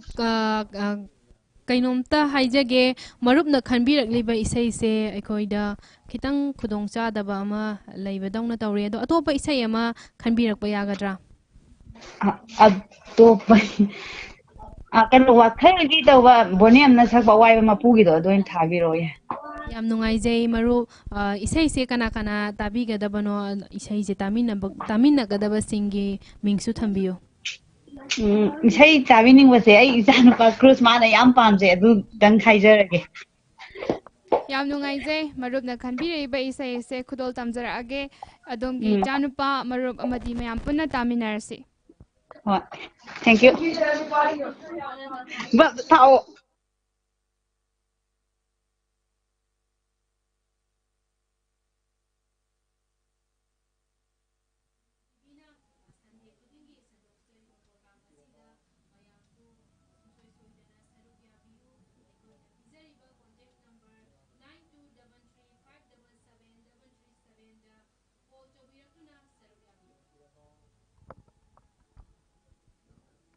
marupna kakching side ki oina cable gi khuthang da yengbi haibanina chappe haibado akhoi gi ꯀꯛꯆꯤꯡꯒꯤ ꯁꯥꯏꯠꯀꯤ ꯃꯥꯏꯀꯩꯗꯒꯤ ꯀꯦꯕꯜꯒꯤ ꯈꯨꯊꯥꯡꯁꯦ ꯑꯊꯨꯕ ꯃꯇꯝꯗ ꯁꯦꯝꯕꯤꯔꯛꯅꯕ ꯍꯥꯏꯖꯔꯤ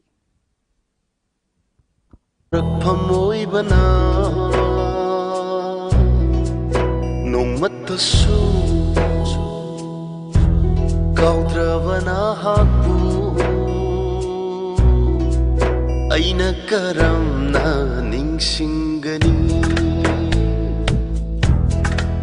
ꯆꯥꯡꯌꯦꯡ ꯇꯧꯒꯦ ꯈꯜꯂꯗꯨꯅ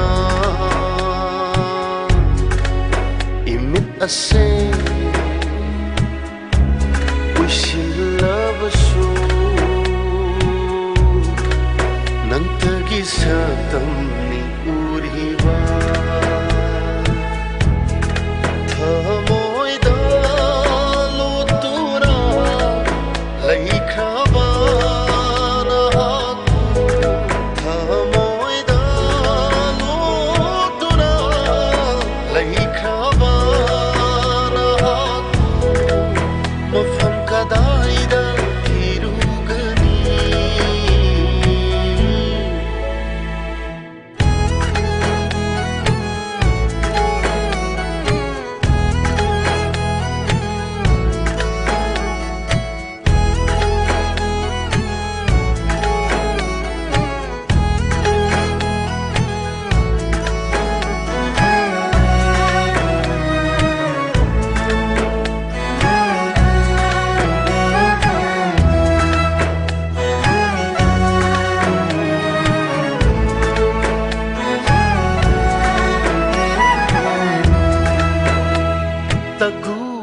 तनिकला थवालता नोंग मदोल मबेमा थाजनी पुकनिंग वारक तविलै चिलना थमोइगी सकतम Singh येक्लरी तगु तनिकला थवालता नोंग मदोल मबेमा थाजनी पुकनिंग वारक तविलै थमोइगी सकतम Singh येक्लरी खोइरांग नारबा अयिंसे खमदुना लेप्थलगे ngasidi inakta amukang famladuna ahingsigi bajara saktam sing mapung phan biraru na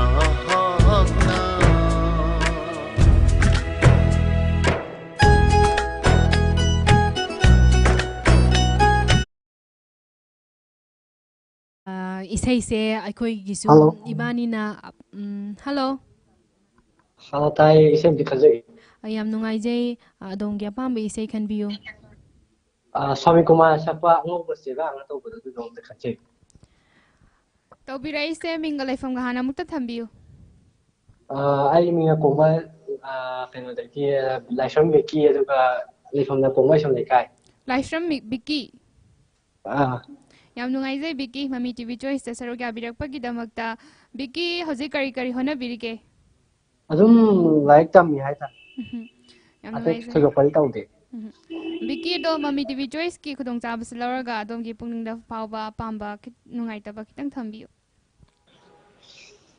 ꯀꯩꯁꯨ ꯅꯨꯡꯉꯥꯏꯇꯕꯗꯤ ꯂꯩꯇꯦꯗ ꯑꯗꯣ ꯏꯁꯩ ꯁꯨꯝ ꯇꯥꯔꯒ ꯅꯨꯡꯉꯥꯏꯊꯣꯛꯄ ꯇꯝꯃꯤ ꯑꯩꯈꯣꯏꯒꯤ ꯃꯃꯤ ꯇꯤꯚꯤ ꯆꯣꯏꯁꯅ ꯁꯟꯗꯣꯛꯆꯔꯤꯕ ꯄ꯭ꯔꯣꯒ꯭ꯔꯥꯝ ꯑꯁꯤꯁꯨ ꯃꯌꯥꯝꯒꯤ ꯄꯦꯟꯅꯕ ꯃꯌꯥꯝꯒꯤ ꯑꯋꯥ ꯄꯣꯊꯥꯅꯕ ꯉꯥꯏꯍꯥꯛꯇꯪ ꯑꯣꯏꯔꯕꯁꯨ ꯋꯥꯔꯝꯕ ꯀꯌꯥ ꯄꯣꯊꯥꯅꯕ ꯁꯟꯗꯣꯛꯆꯕꯅꯤ ꯁꯤꯗ ꯁꯔꯨꯛ ꯌꯥꯕꯤꯔꯛꯄꯒꯤꯗꯃꯛꯇ ꯕꯤꯛꯀꯤꯕꯨ ꯍꯥꯏꯅꯤꯡꯉꯥꯏ ꯂꯩꯇꯅ ꯊꯥꯒꯠꯆꯔꯤ ꯕꯤꯛꯀꯤ ꯑꯗꯣ ꯃꯃꯤ ꯇꯤꯚꯤ ꯆꯣꯏꯁꯁꯦ ꯀꯔꯤꯒꯤ ꯈꯨꯠꯊꯥꯡꯗꯒꯤ ꯌꯦꯡꯕꯤꯒꯦ ꯍꯧꯖꯤꯛꯁꯦ ꯌꯨꯇ꯭ꯌꯨꯕꯇ ꯌꯦꯡꯉꯦ ꯌꯥꯝ ꯅꯨꯡꯉꯥꯏꯖꯩ ꯕꯤꯛꯀꯤ ꯗꯦꯗꯤꯀꯦꯠ ꯇꯧꯕꯤꯅꯤꯡꯕ ꯃꯤꯒꯗꯤ ꯂꯩꯕꯤꯗ꯭ꯔꯕ꯭ꯔꯥ ꯂꯩꯇꯦꯗ ꯁꯨꯝ ꯂꯝꯕꯤꯗ ꯆꯠꯂꯤꯕ ꯏꯆꯤꯟ ꯏꯅꯥꯎꯁꯤꯡꯗ ꯑꯣꯏꯅ ꯇꯧꯔꯒꯦ ꯌꯥꯝ ꯅꯨꯡꯉꯥꯏꯖꯩ ꯕꯤꯛꯀꯤꯅ ꯈꯟꯕꯤꯔꯛꯏꯕ ꯏꯁꯩ ꯑꯁꯦ ꯃꯌꯥꯝ ꯄꯨꯟꯅ ꯇꯥꯃꯤꯟꯅꯁꯤ ꯈꯨꯗꯣꯜ ꯇꯝꯖꯔꯛꯑꯒꯦ ꯊꯦꯡꯛꯌꯨ ꯊꯦꯡꯛꯌू ꯑꯅꯧꯕ ꯆꯦꯕꯥꯡ ꯈꯨꯗꯤꯡ ꯅꯪꯒꯤ ꯋꯥꯔꯤ ꯑꯆꯤꯛꯄ ꯑꯍꯤꯡ ꯈꯨꯗꯤꯡ ꯅꯪꯒꯤ ꯋꯥꯈꯜ ꯑꯅꯧꯕ ꯆꯦꯕꯥꯡ ꯈꯨꯗꯤꯡ ꯅꯪꯒꯤ ꯋꯥꯔꯤ ꯑꯆꯤꯛꯄ ꯑꯍꯤꯡ ꯈꯨꯗꯤꯡ ꯅꯪꯒꯤ ꯋꯥꯈꯜ ꯅꯨꯡꯁꯤꯔꯨꯕꯅ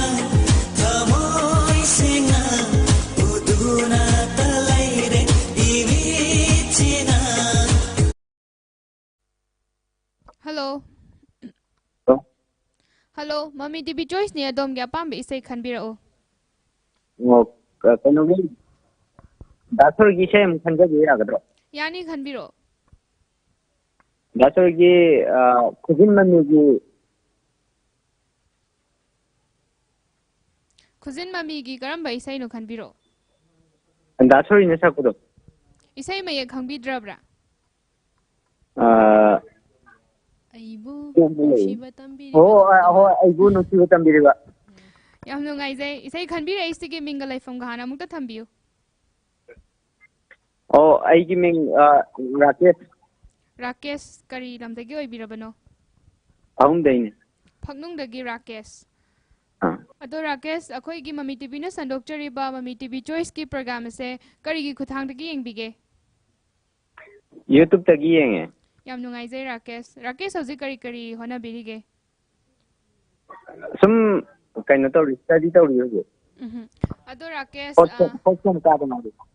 Rakesh ado khoi gi Mami TV na sandokchariba program sing sidi kari program di yengbibage. Adum Mami TV na tharakpa program lo mag yenge ba. Ado kari program na khwaidagi khoidana yengbige Rakesh. Sandokter Sunday gi phoning program ja. Ina favorite. Akhoi gi Mami TV Choice sebu khwaidagi pami haina thambirakpa Rakesh bu thagatpa phongdokchari. Ado Rakesh matunda su dum saruk yabirao. Ai tahaning ba mi amuni da hajarake. Happy o Rakesh dedicate to bining ba mi happy o. No. Sangom sangdagi Bharat. Dagi Frankie. Tangba. Puraidagi Athoiba. Naukcha. Maya. Abema. Sino yarage. Rakesh isay se matem tang khudol tambiro mayam punna tamina se. I did first time on meaning I did Sakjarogi, Matango Sakjaragi. Yam nungaizay Rakesh, Mami TV Choice da Sarogabirakpagi damakta Rakesh puthagat pa phongdokchari. Rakesh na khanbirai ba isay se dedicate to bining ba mi pumna maka mayam punna tamina si khudol tamjaragi. Oh, thank you.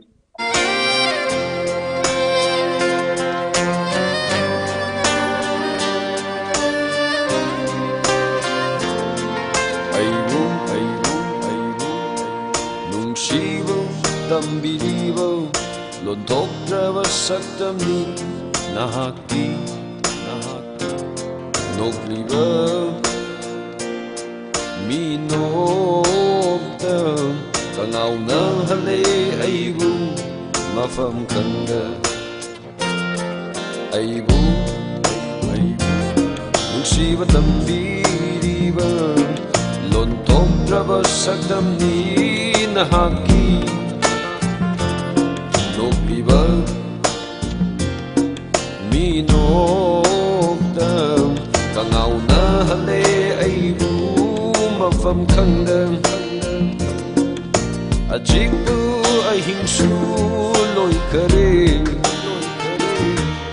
Toglambu tazusu chan kare Ajikbu ahingsu loy kare Toglambu tazusu chan kare Adu Taduna Lay hore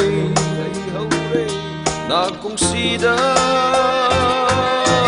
Pangwi ng iwahay siya. Hello. Hello. Hello, Mami TV Choice ne dong ya pamba isay khanbiyo. English. Hello. Hello. Habiyo tajare. English ki song khanbe.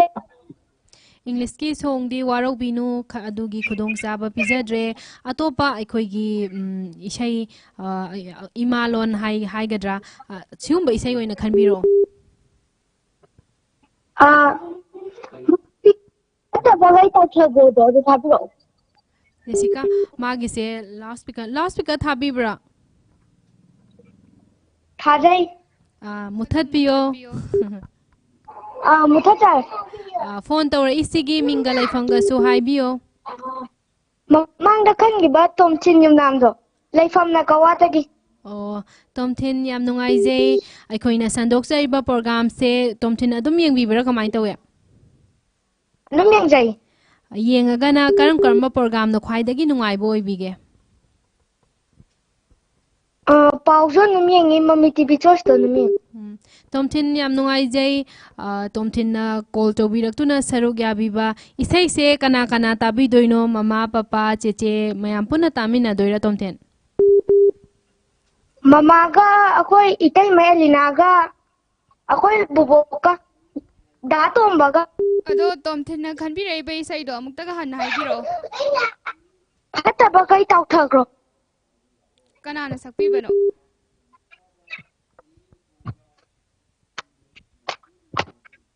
Hello. Hello. Hello. Isai se matem tangang biyo. Momo chaningi. Chow chaningi. Kitang chaning de. Yamna chaningi. Doshandari. Tomthin waroba yade Tomthin na khaliba isai se khoigi library da kitang kudong chadaba leiba gomna tawre aduna atopa isai amatang khanbiba yagadra Tomthin? Bullet to khanjar. Yam nungaijay Tomthin. Tomthin na pam na khanbirakliba isai se Tomthin gi damakta aikhoi khudol tawba ngamna bo honajage mayam puna taminarasi Tomthin. Thank you thamjari. Amuka hanna ningsingjage aikoina Sunday khudingi sandokjariba program asida mayam pumnamakna call tawbiraktuna saruk yabiyu aikoina pijariba contact number 9233577737 da call tawbiraktuna saruk yabiyu. Amuka hanna ningsingjage aikoigi contact number 9233577737 ta call tawbiraktuna saruk yabiyu. Koi ke koi jo, khudol pi ke pi jo. Mityang koi ke koi jo, au ba pam ke pam jo. Hanu pi koi ke koi jo, khudol pi ke pi jo. Mityang koi ke koi jo, au ba pam ke pam jo. Thak ninga thak jo, ngau ninga ngau jo, lang ninga lang jo, koi ninga koi jo. Thak ninga thak jo, ngau ninga ngau jo, lang ninga lang jo, koi ninga koi jo.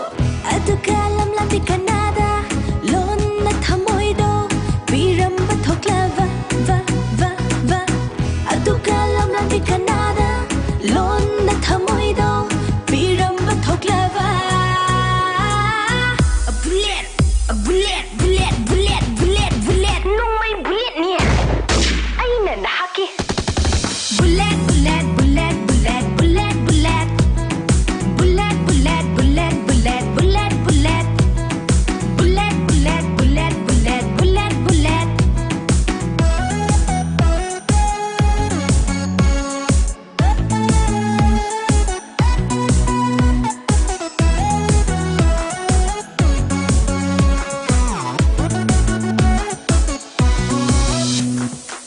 Nang nabu thak pahalava, nang nabu ngau pahalava, nang nabu thak pahalava, nang nabu ngau pahalava. Lumiti nangdi, aigi imiki, lainamdi nangdi, aigi thamoigi. Lumiti nangdi, aigi imiki, lainamdi nangdi, aigi thamoigi.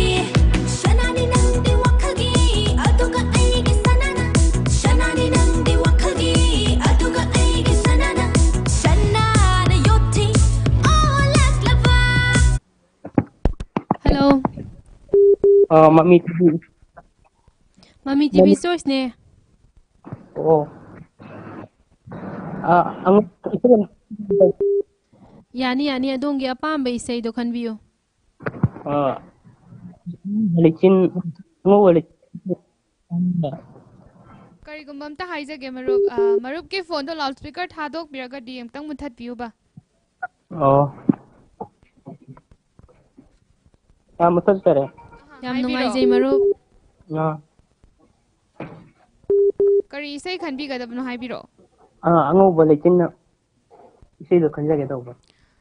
Angauba laichil na ꯍꯥꯏꯕ ꯏꯁꯩꯗꯣ ꯈꯟꯕꯤꯔꯛꯄꯅꯦ ꯑꯗꯣ ꯃꯤꯡꯒ ꯂꯩꯐꯝꯒ ꯍꯥꯟꯅ ꯑꯃꯨꯛꯇ ꯊꯝꯕꯤꯌꯨ ꯑꯩ ꯀꯁꯥꯔꯗꯒꯤ ꯀꯁꯥꯔꯗꯒꯤ ꯃꯤꯡ ꯏꯅꯥꯎꯆꯥ ꯀꯁꯥꯔꯗꯒꯤ ꯏꯅꯥꯎꯆꯥ ꯂꯥꯞꯂꯕ ꯂꯝꯗꯝꯗꯒꯤ ꯃꯃꯤ TV ꯆꯣꯏꯁꯇ call ꯇꯧꯕꯤꯔꯛꯇꯨꯅ ꯁꯔꯨꯛ ꯌꯥꯕꯤꯔꯛꯄꯒꯤꯗꯃꯛꯇ ꯏꯅꯥꯎꯆꯥꯕꯨ ꯊꯥꯒꯠꯆꯔꯤ ꯑꯗꯣ ꯏꯅꯥꯎꯆꯥ ꯍꯧꯖꯤꯛꯁꯦ ꯀꯁꯥꯔꯗ ꯀꯔꯤ ꯀꯔꯤ ꯍꯥꯏꯗꯤ ꯋꯦꯗꯔ ꯆꯦꯟꯖ ꯂꯥꯛꯄꯅ ꯃꯔꯝ ꯑꯣꯏꯔꯒ ꯀꯔꯤ ꯑꯍꯣꯡꯕ ꯀꯔꯤ ꯅꯨꯡꯉꯥꯏꯇꯕ ꯂꯩꯒꯦ ꯍꯥꯏꯕꯗꯨ ꯃꯃꯤ ꯇꯤꯚꯤ ꯆꯣꯏꯁꯀꯤ ꯈꯨꯠꯊꯥꯡꯗ ꯊꯝꯕꯤꯌꯨ ꯀꯩꯝꯇ ꯂꯩꯖꯗꯦ ꯌꯥꯝ ꯅꯨꯡꯉꯥꯏꯖꯩ ꯇꯥꯕꯤꯅꯤꯡꯕꯒꯗꯤ ꯍꯥꯞꯄꯤꯔꯔꯣꯏꯗ꯭ꯔꯥ ꯍꯥꯞꯆꯔꯔꯣꯏ ꯑꯗꯣ ꯀꯔꯤꯒꯤ ꯈꯨꯠꯊꯥꯡꯗꯒꯤ ꯌꯦꯡꯕꯤꯒꯦ ꯃꯃꯤ ꯇꯤꯚꯤ ꯆꯣꯏꯁꯁꯦ ꯃꯃꯤ ꯇꯤꯚꯤꯁꯦ ꯌꯨꯇ꯭ꯌꯨꯕꯇꯒꯤ ꯌꯥꯝ ꯅꯨꯡꯉꯥꯏꯖꯩ ꯀꯁꯥꯔꯗꯒꯤ ꯏꯅꯥꯎꯆꯥꯅ ꯈꯟꯕꯤꯔꯛꯄ ꯏꯁꯩꯁꯦ ꯃꯌꯥꯝ ꯄꯨꯟꯅ ꯇꯥꯃꯤꯟꯅꯁꯤ ꯈꯨꯗꯣꯜ ꯇꯧꯖꯔꯛꯑꯒꯦ Thank you. Loi biching sana tum paglebli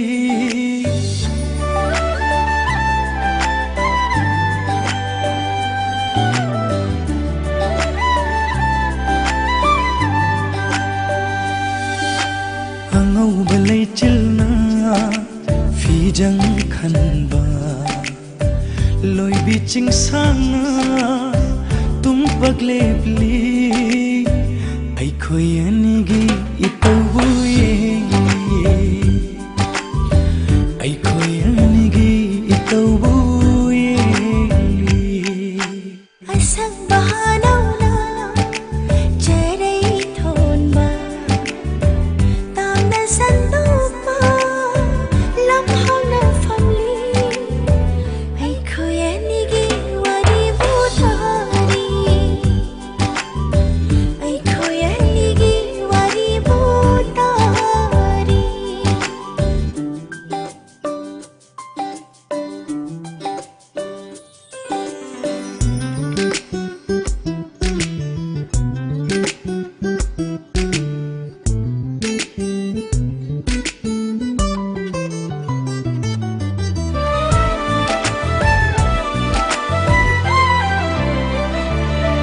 koraugi Hello, Mami TV Choice ne adongi apamba isai khanbiyo. Hello. Tare tare haibiyo. Isai khanyabro. Yaye yaye adongi apamba isai khanbiyo. Tapta tenum ta khanjige. Yam nungaijai adomna isai khanbirakbagidamaktasu adom minga laifamgasu amutang thambiyo. Kumbi dagi Roman. Kumbidagi Roland Roman. Kumbidagi Roman tapta ten gi isai se ahoba mayek to khajitang thambiyu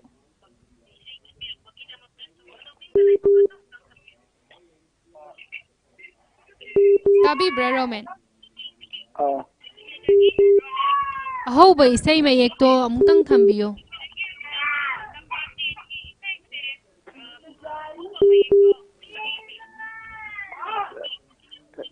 Hello. ꯑꯗꯣ Roman ꯀꯩꯒꯨꯝꯕ ꯑꯝꯇꯪ ꯍꯥꯏꯖꯒꯦ ꯇꯤꯚꯤꯒꯤ ꯃꯅꯥꯛꯇ ꯂꯩꯕꯤꯔꯒꯗꯤ ꯇꯤꯚꯤꯗꯒꯤ ꯈꯤꯇꯪ ꯂꯥꯞꯊꯣꯛꯄꯤꯅꯕ ꯅꯤꯡꯁꯤꯡꯖꯔꯤ ꯐꯣꯟꯗꯒꯤ ꯌꯦꯡꯕ ꯑꯣꯏꯔꯒꯅ loud speaker ꯊꯥꯕꯤꯕ꯭ꯔꯥ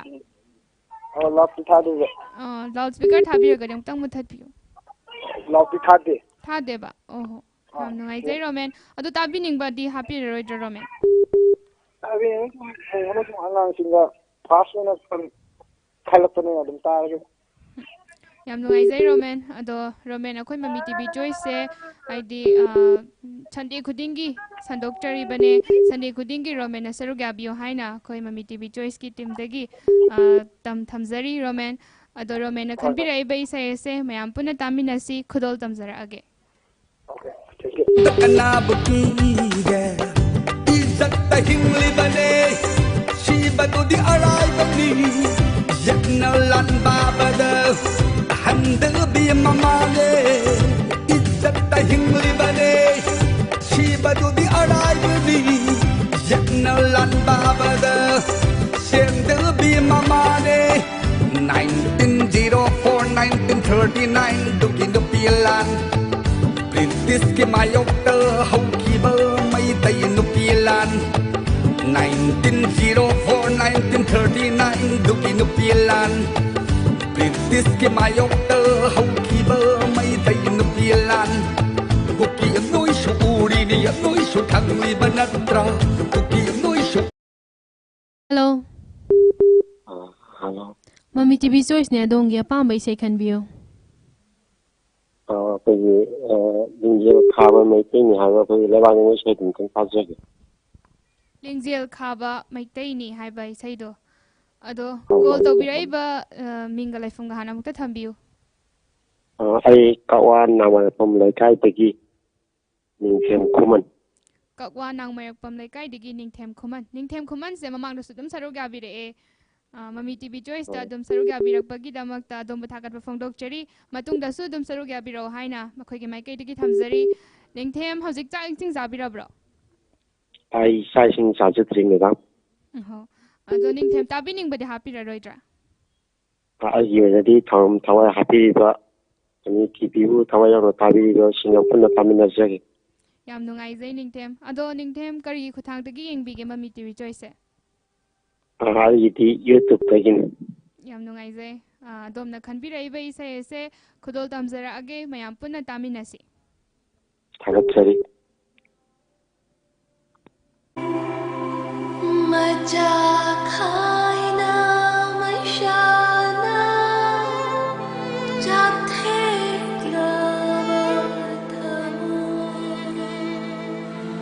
maja jama jamagi thauna athaki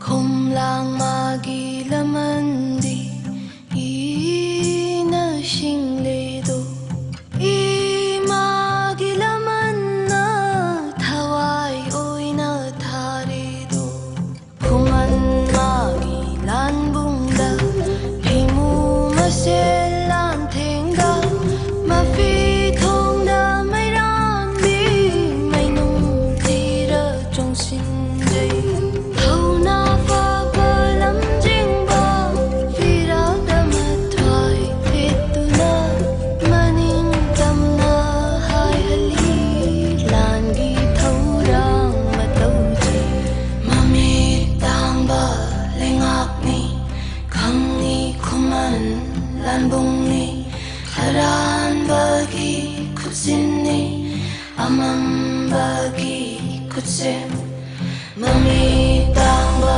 lengakni khangni khuman lanbungni haran bagi kutsinni amam bagi kutsenni Juroda tao thakharu lan baushin na pesing jaye ne ba kha karao mapaushin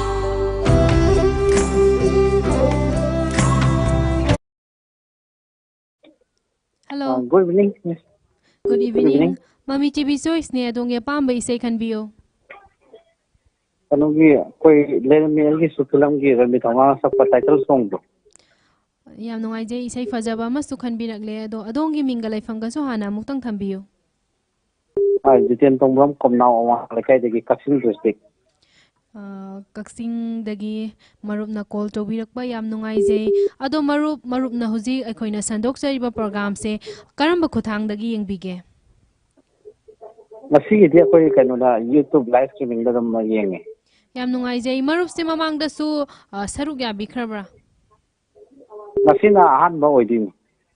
Ngasina ahanba oidoine yam nungai marupna aikoina sandok chariba program asida saruk yabiba aikoina nomaijing khudingi sandok chariba program ase marupna matungda su phone tawbiraktuna saruk yabiyu ado marup isai se matem tangang biba yagadra. Ado hoi tan janing ba koi ai dedicate amtang tawjage. Yani Ai adom kirabai now Thongjaw dagi Dilip Kumar Sandesaba. Yamna nungaijai marupna marupsinga taminani haina call tawbirakpagi damakta su thagatchari marup isai se matem tang lanthokpiyuba. Hoi matem tang ai thawal tawjage. Leirammi aigi su matam amada thawaidagisu helabi ama adubu sakhe hadoktunamadi matang se loisinjage Jessica isai se dokimatik phajai yamna nuksiba phajaba isai ne marupna khanbirakli se marupna dedicate tawbiriba singduga isai se puna taminarasi khudol tawjaraklagi. Thank you. Thabal phaba ahin kaya kapki aidi magi wakhalda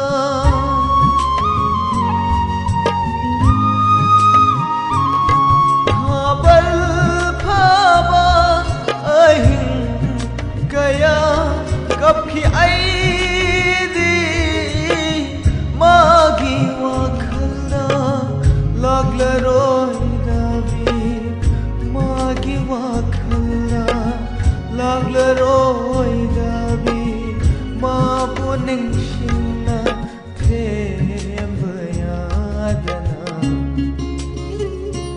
leiramni aigishu matam amada thawaidagishu helabi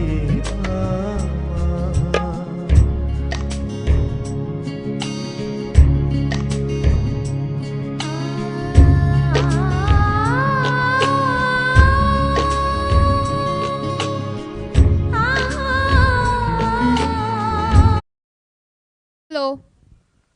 Isay amta khanjage. Khanbiyo yani minga laifam ga hana mukta thambiyo. Sarita kumbi tingala kaidage. Sarita kari isai khanbigadabano adom ya pamba isai thambiyo. Sarita bane. Tharikta ngakpigani akhoina tabada fazana taza hogdabagine Tharikta adom ya pamba isai thambiyo. Lay gi delisna dawdo. Lay Tharikta ka hojikse akhoina sandokchariba mami TV choice ke program se kari khutangdagi engbige. Ha Mami TV choice na sandokchariba program se cable gi khutangdagi engbibra Facebook tagi engbibra YouTube tagi engbibra.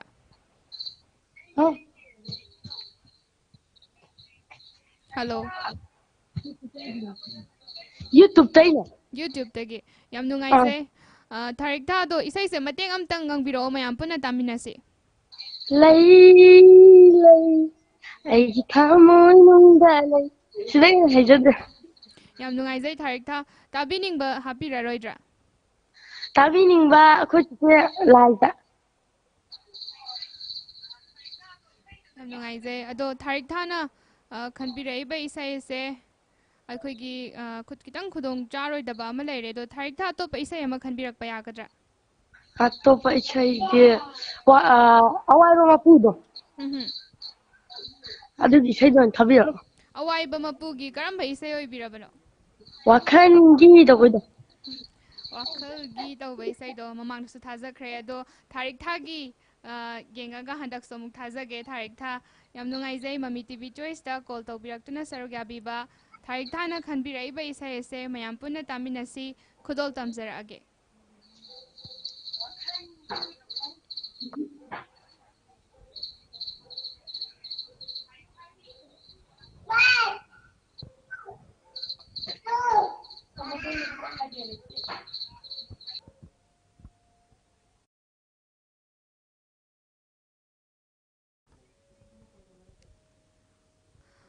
Karigumba matang ningsingjage madudi aikhoina Sunday khudingi sandokchariba program sida comment ki khuthangda isai khanbirakpa khwai pumnamakpu akhoigina comment ki khuthangda isai khanbada thabagi khudong chaba leijadabana maram oiraga thabirakte haina waro biganu adomna call gi khuthangda phone tawpiraktuna isai khanbirau aikhoi soidana thajarakke aikhoi gi contact number 9233577337 ta call tawpiraktuna isai khanbirau.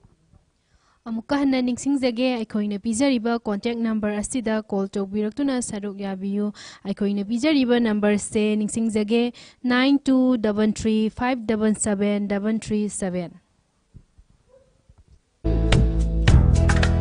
Chẳng những tàu ghê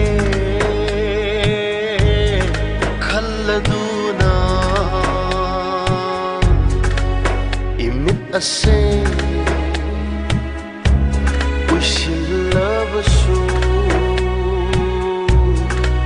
Nantagi satamni uriba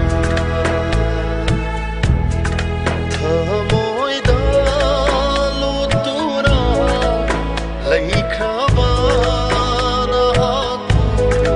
Thamoida lutura laikhaba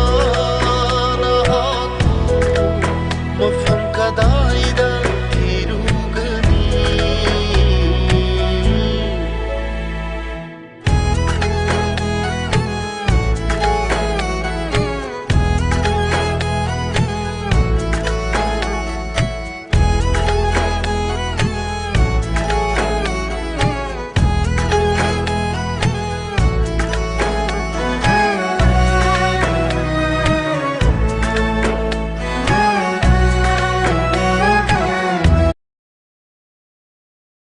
Hello, Mami TV Choice ne adongi apamba isai khanbiyo. Ama samadongi ngasi Samadongi ngasi hayeng tauba isai. Taubira isai minga laifum gamta thambiyo. Adu yale amta thabiroba. Ado minga laifum gahana mukta thambiyo. Ni Hello. Ming laisa gawe kumbidai Kumbidagi ming han amta thambiyo. Laija kumbidagi Laija loudspeaker tharagadi phone do mukta loudspeaker muthatbiyo. Hoi. Hello. Taro. Tazare Laija Mami TV Choice ki khudong chab se lauraga adomgi pungning da thamoi da fauba apenba pendaba khatang thambiyo. Isai jingang basi Yarbo. Yare. Ngasi hayeng kutekna punduke kalingai.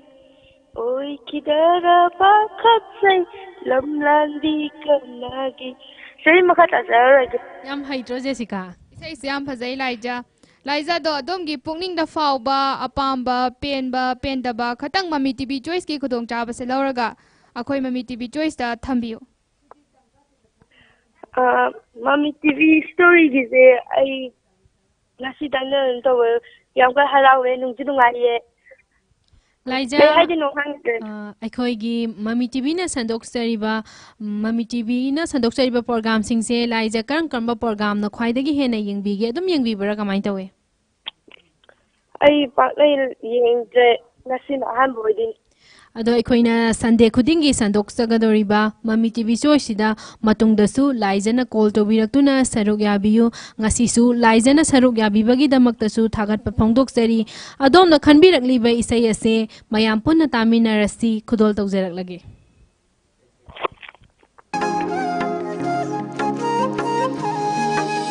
Ngasi hayeng kutekna phongdoke khalingai Kidara pakachai lamlang bikanagi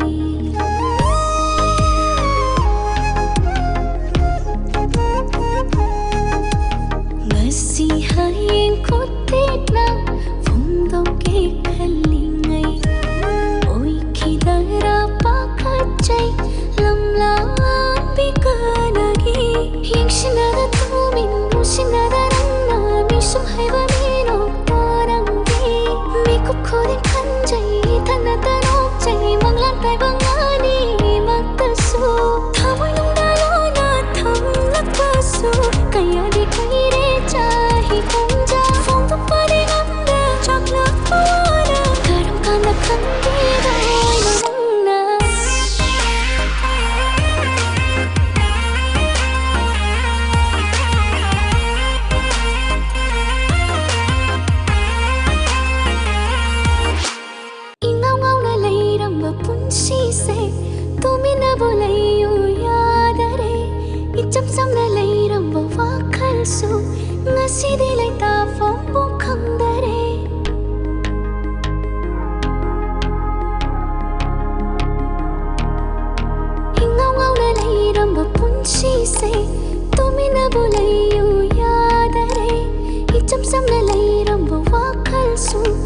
ngasi di lai ta phong bo khang dare pangshin na mana haki nung shira todona ningol pukning ase kaya da wahalava yingshina tumin mushina da na mi sum haiba mi no torang mi ku khorin kanjai thana tanok chai manglan tai bangani matasu thamoi nung dalo na tham lakpasu kaya di kaire chahi komja phong tu pare ngamda chakla pawana karum kana khandi da yorna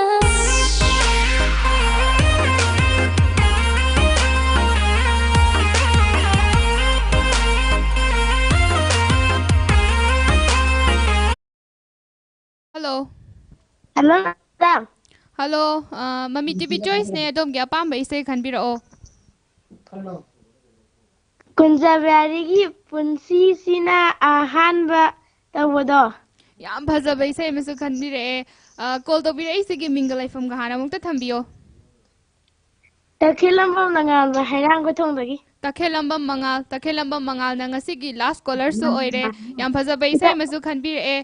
Ado mangal isay se mate matang ngangbiro mayam punna tamina se. Madam lamngan ba haiba. Aho lamngan ba haiba. Koina phajana tarja hokdaba gi ni ngakpi gani. Lamngan ba isay se mate matang ngangbiro mayam punna tamina se. Punsisina ahanba mangfaunaraba mikupta ngaiduna layami santigi haurakfam kaya kaya malensida madam sidai madam adu kanta lamngan ba se yamna haye isay se lamngan ba hujik sibu kai kai tawbiramino chak charabo lamngan ba bo madam chadri lamngan ba chahi kyamuk subirage 10 years chahi taramuk tangai lamngan ba se isay se am phajana sa e class kya kabirage 4 tambige lamngan ba khoina Mami TV Choice na children varieties program mayam ama khak sandok chabani adudi yengbibra lamngan ba madam adudi ai khangdabane yengde ado lamngan ba ekoi Mami TV na sandok chariba angang gi program haina sandok ba program du da lamngan ba su saruk yabiyo yes madam yam nungaijai lamngan ba matungdasu aikoina nomaijing khudingi sandok chariba program asida lamngan bana call tawbiraktuna saruk yabiyu lamngan bagi mama baba cheche punna isai se taminarasi khudol tawjaraklage okay madam bye शांति की हौरखम कदाइदनो अदुबु मांखी अदुबक अमम्बा मैखू लगता महाक्ति पुंसी सीना आहंबा भावनरा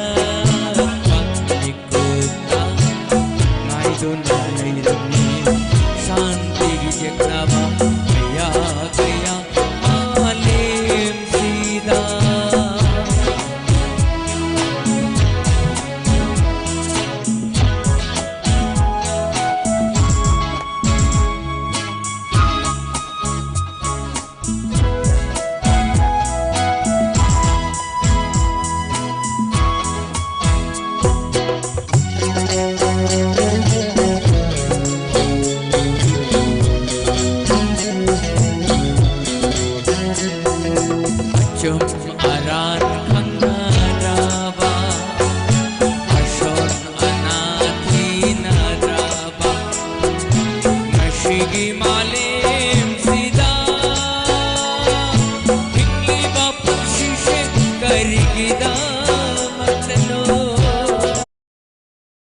Hello.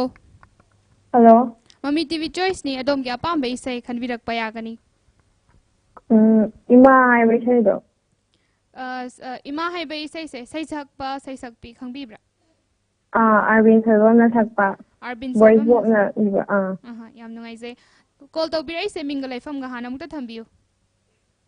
ꯑꯩ ꯐꯌꯦꯡꯗꯒꯤ ꯃꯣꯅꯥꯂꯤ ꯐꯌꯦꯡꯗꯒꯤ ꯃꯣꯅꯥꯂꯤ ꯃꯃꯤ ꯇꯤꯚꯤꯅ ꯁꯟꯗꯣꯛꯆꯔꯤꯕ ꯃꯃꯤ TV ꯆꯣꯏꯁꯀꯤ ꯄ꯭रोग्राम ꯑꯁꯦ ꯀꯔꯤꯒꯤ ꯈꯨꯊꯥꯡꯗꯒꯤ ꯌꯦꯡꯕꯤꯒꯦ ꯀꯦꯕꯜꯒꯤ ꯈꯨꯊꯥꯡꯗꯒꯤ ꯌꯦꯡꯕꯤꯕ꯭ꯔꯥ ꯐꯦꯁꯕꯨꯛꯇꯒꯤ ꯌꯦꯡꯕꯤꯕ꯭ꯔꯥ ꯅꯠꯇ꯭ꯔꯒ ꯌꯨꯇ꯭ꯌꯨꯕꯇꯒꯤ ꯌꯦꯡꯕꯤꯕ꯭ꯔꯥ ꯐꯦꯁꯕꯨꯛꯇꯒꯤ ꯌꯥꯝ ꯅꯨꯡꯉꯥꯏꯖꯩ ꯃꯣꯅꯥꯂꯤ ꯑꯗꯣ ꯃꯣꯅꯥꯂꯤ ꯃꯃꯤ ꯇꯤꯚꯤ ꯆꯣꯏꯁꯀꯤ ꯈꯨꯗꯣꯡꯆꯥꯕꯁꯦ ꯂꯧꯔꯒ ꯑꯗꯣꯝꯒꯤ ꯄꯨꯛꯅꯤꯡꯗ ꯐꯥꯎꯕ ꯋꯥꯈꯜꯗ ꯂꯩꯕ ꯅꯨꯡꯉꯥꯏꯕ ꯅꯨꯡꯉꯥꯏꯇꯕ ꯑꯄꯦꯟꯕ ꯄꯦꯟꯗꯕ ꯀꯌꯥ ꯑꯗꯨꯁꯨ ꯐꯣꯡꯗꯣꯛꯄꯤꯌꯨ ꯅꯨꯡꯉꯥꯏꯇꯕ ꯍꯥꯏꯁꯦ ꯌꯥꯝ ꯅꯨꯡꯉꯥꯏꯇ꯭ꯔꯦ ꯍꯧꯖꯤꯛ ꯍꯧꯖꯤꯛ ꯊꯣꯛꯏꯕ ꯀꯔꯦꯟ ꯁꯤꯆꯨꯋꯦꯁꯟꯒꯤ ꯏꯔꯥꯡꯁꯤ ꯌꯦꯡꯂꯨꯔꯒ ꯑꯩꯈꯣꯏꯒꯤ ꯃꯥꯏꯀꯩꯗꯒꯤꯁꯨ ꯑꯃꯨꯛ ꯍꯟꯅ ꯅꯨꯡꯁꯤ ꯆꯥꯟꯅꯅ ꯂꯩꯕ ꯃꯅꯤꯄꯨꯔ ꯑꯗꯣ ꯑꯃꯨꯛ ꯍꯟꯅ ꯑꯣꯏꯔꯛꯄ ꯑꯣꯏꯔꯁꯅꯨ ꯍꯥꯏꯅ ꯊꯝꯖꯒꯦ ꯃꯣꯅꯥꯂꯤ ꯇꯥꯕꯤꯅꯤꯡꯕꯗꯤ ꯍꯥꯞꯄꯤꯔꯔꯣꯏꯗ꯭ꯔꯥ ꯃꯣꯅꯥꯂꯤ ꯌꯥꯔꯅꯤ ꯑꯗꯨꯝ ꯃꯌꯥꯝ ꯄꯨꯜꯂꯒ ꯑꯗꯨꯝ ꯇꯥꯖꯔꯒꯦ ꯌꯥꯝ ꯅꯨꯡꯉꯥꯏꯖꯩ ꯃꯣꯅꯥꯂꯤ ꯑꯗꯣ ꯍꯧꯖꯤꯛ ꯆꯥꯛ ꯏꯁꯤꯡꯗꯤ ꯆꯥꯕꯤꯔꯕ꯭ꯔꯥ ꯆꯥꯛꯇꯤ ꯆꯥꯔꯣꯏ ꯌꯥꯝ ꯅꯨꯡꯉꯥꯏꯖꯩꯗꯣ ꯃꯣꯅꯥꯂꯤꯅ ꯈꯟꯕꯤꯔꯛꯏꯕ ꯏꯁꯩ ꯑꯁꯦ ꯃꯌꯥꯝ ꯄꯨꯟꯅ ꯇꯥꯃꯤꯟꯅꯁꯤ ꯈꯨꯗꯣꯜ ꯇꯝꯖꯔꯛꯑꯒꯦ ꯊꯦꯡꯛ ꯌꯨ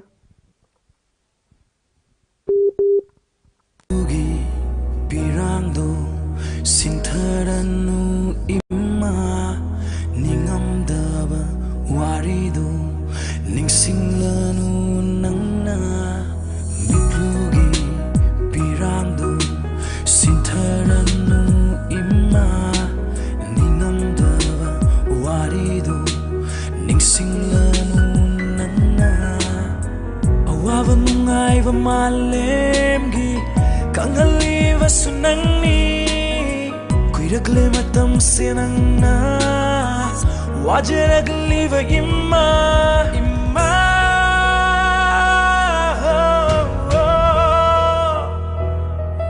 이마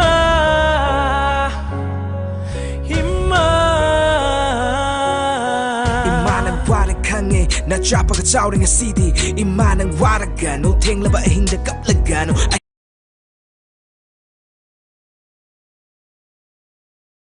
संदोक्चरिबा ममी टीवी न संदोक्चरिबा ममी टीवी चॉइस की एपिसोड असिसु लोसिनबगी तंजा दुसु योसिनलगले अखोइना लाइव ओइना संदोक्चरिबा ममी टीवी चॉइस की प्रोग्राम असिबु कॉल तौबिरक्तुना प्रोग्राम असिबु मपुंग फाहनबिबा ख्वाइ पुमना मकबु तौबिमल खंगबो उचरी मयाम पुमना मकबु अमुका हना जेसिका युमनाम अमदी मेरी लाइश्रमना इकोक नोना खुरुमजरी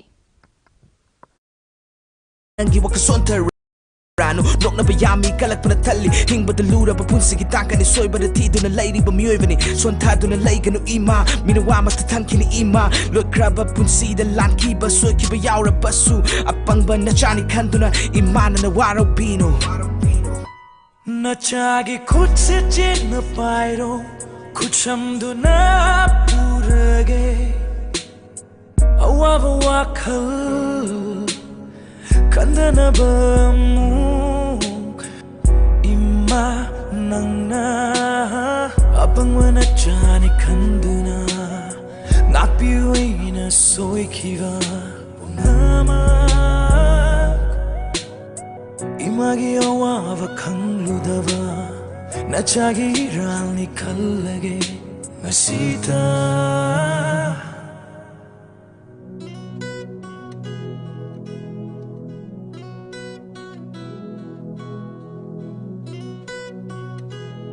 Imari hena nusiba kana laite tabum tarana pudura ay koi buyok bibani imabuluna jana tamsi ay koi na imagi bumning wakan sonta dana patausi and it's trap lambi kuting kaba kung ta kuting imana sena do chatli ay gilak puting ka kuting soy gada ba kuting imana ngak to the lady hen balay ti kanasu ay gi imare matama pok hai bu lady di nagina cha oy gi ima waram gani ko mama Leitrava macha singdi kalam gani ko makhoi ningam da wari na yomduna hai javangam dara mathanata chakhi ganu imma imma nandi ifam dagi lapna bitlugi pirangdo sintharanu imma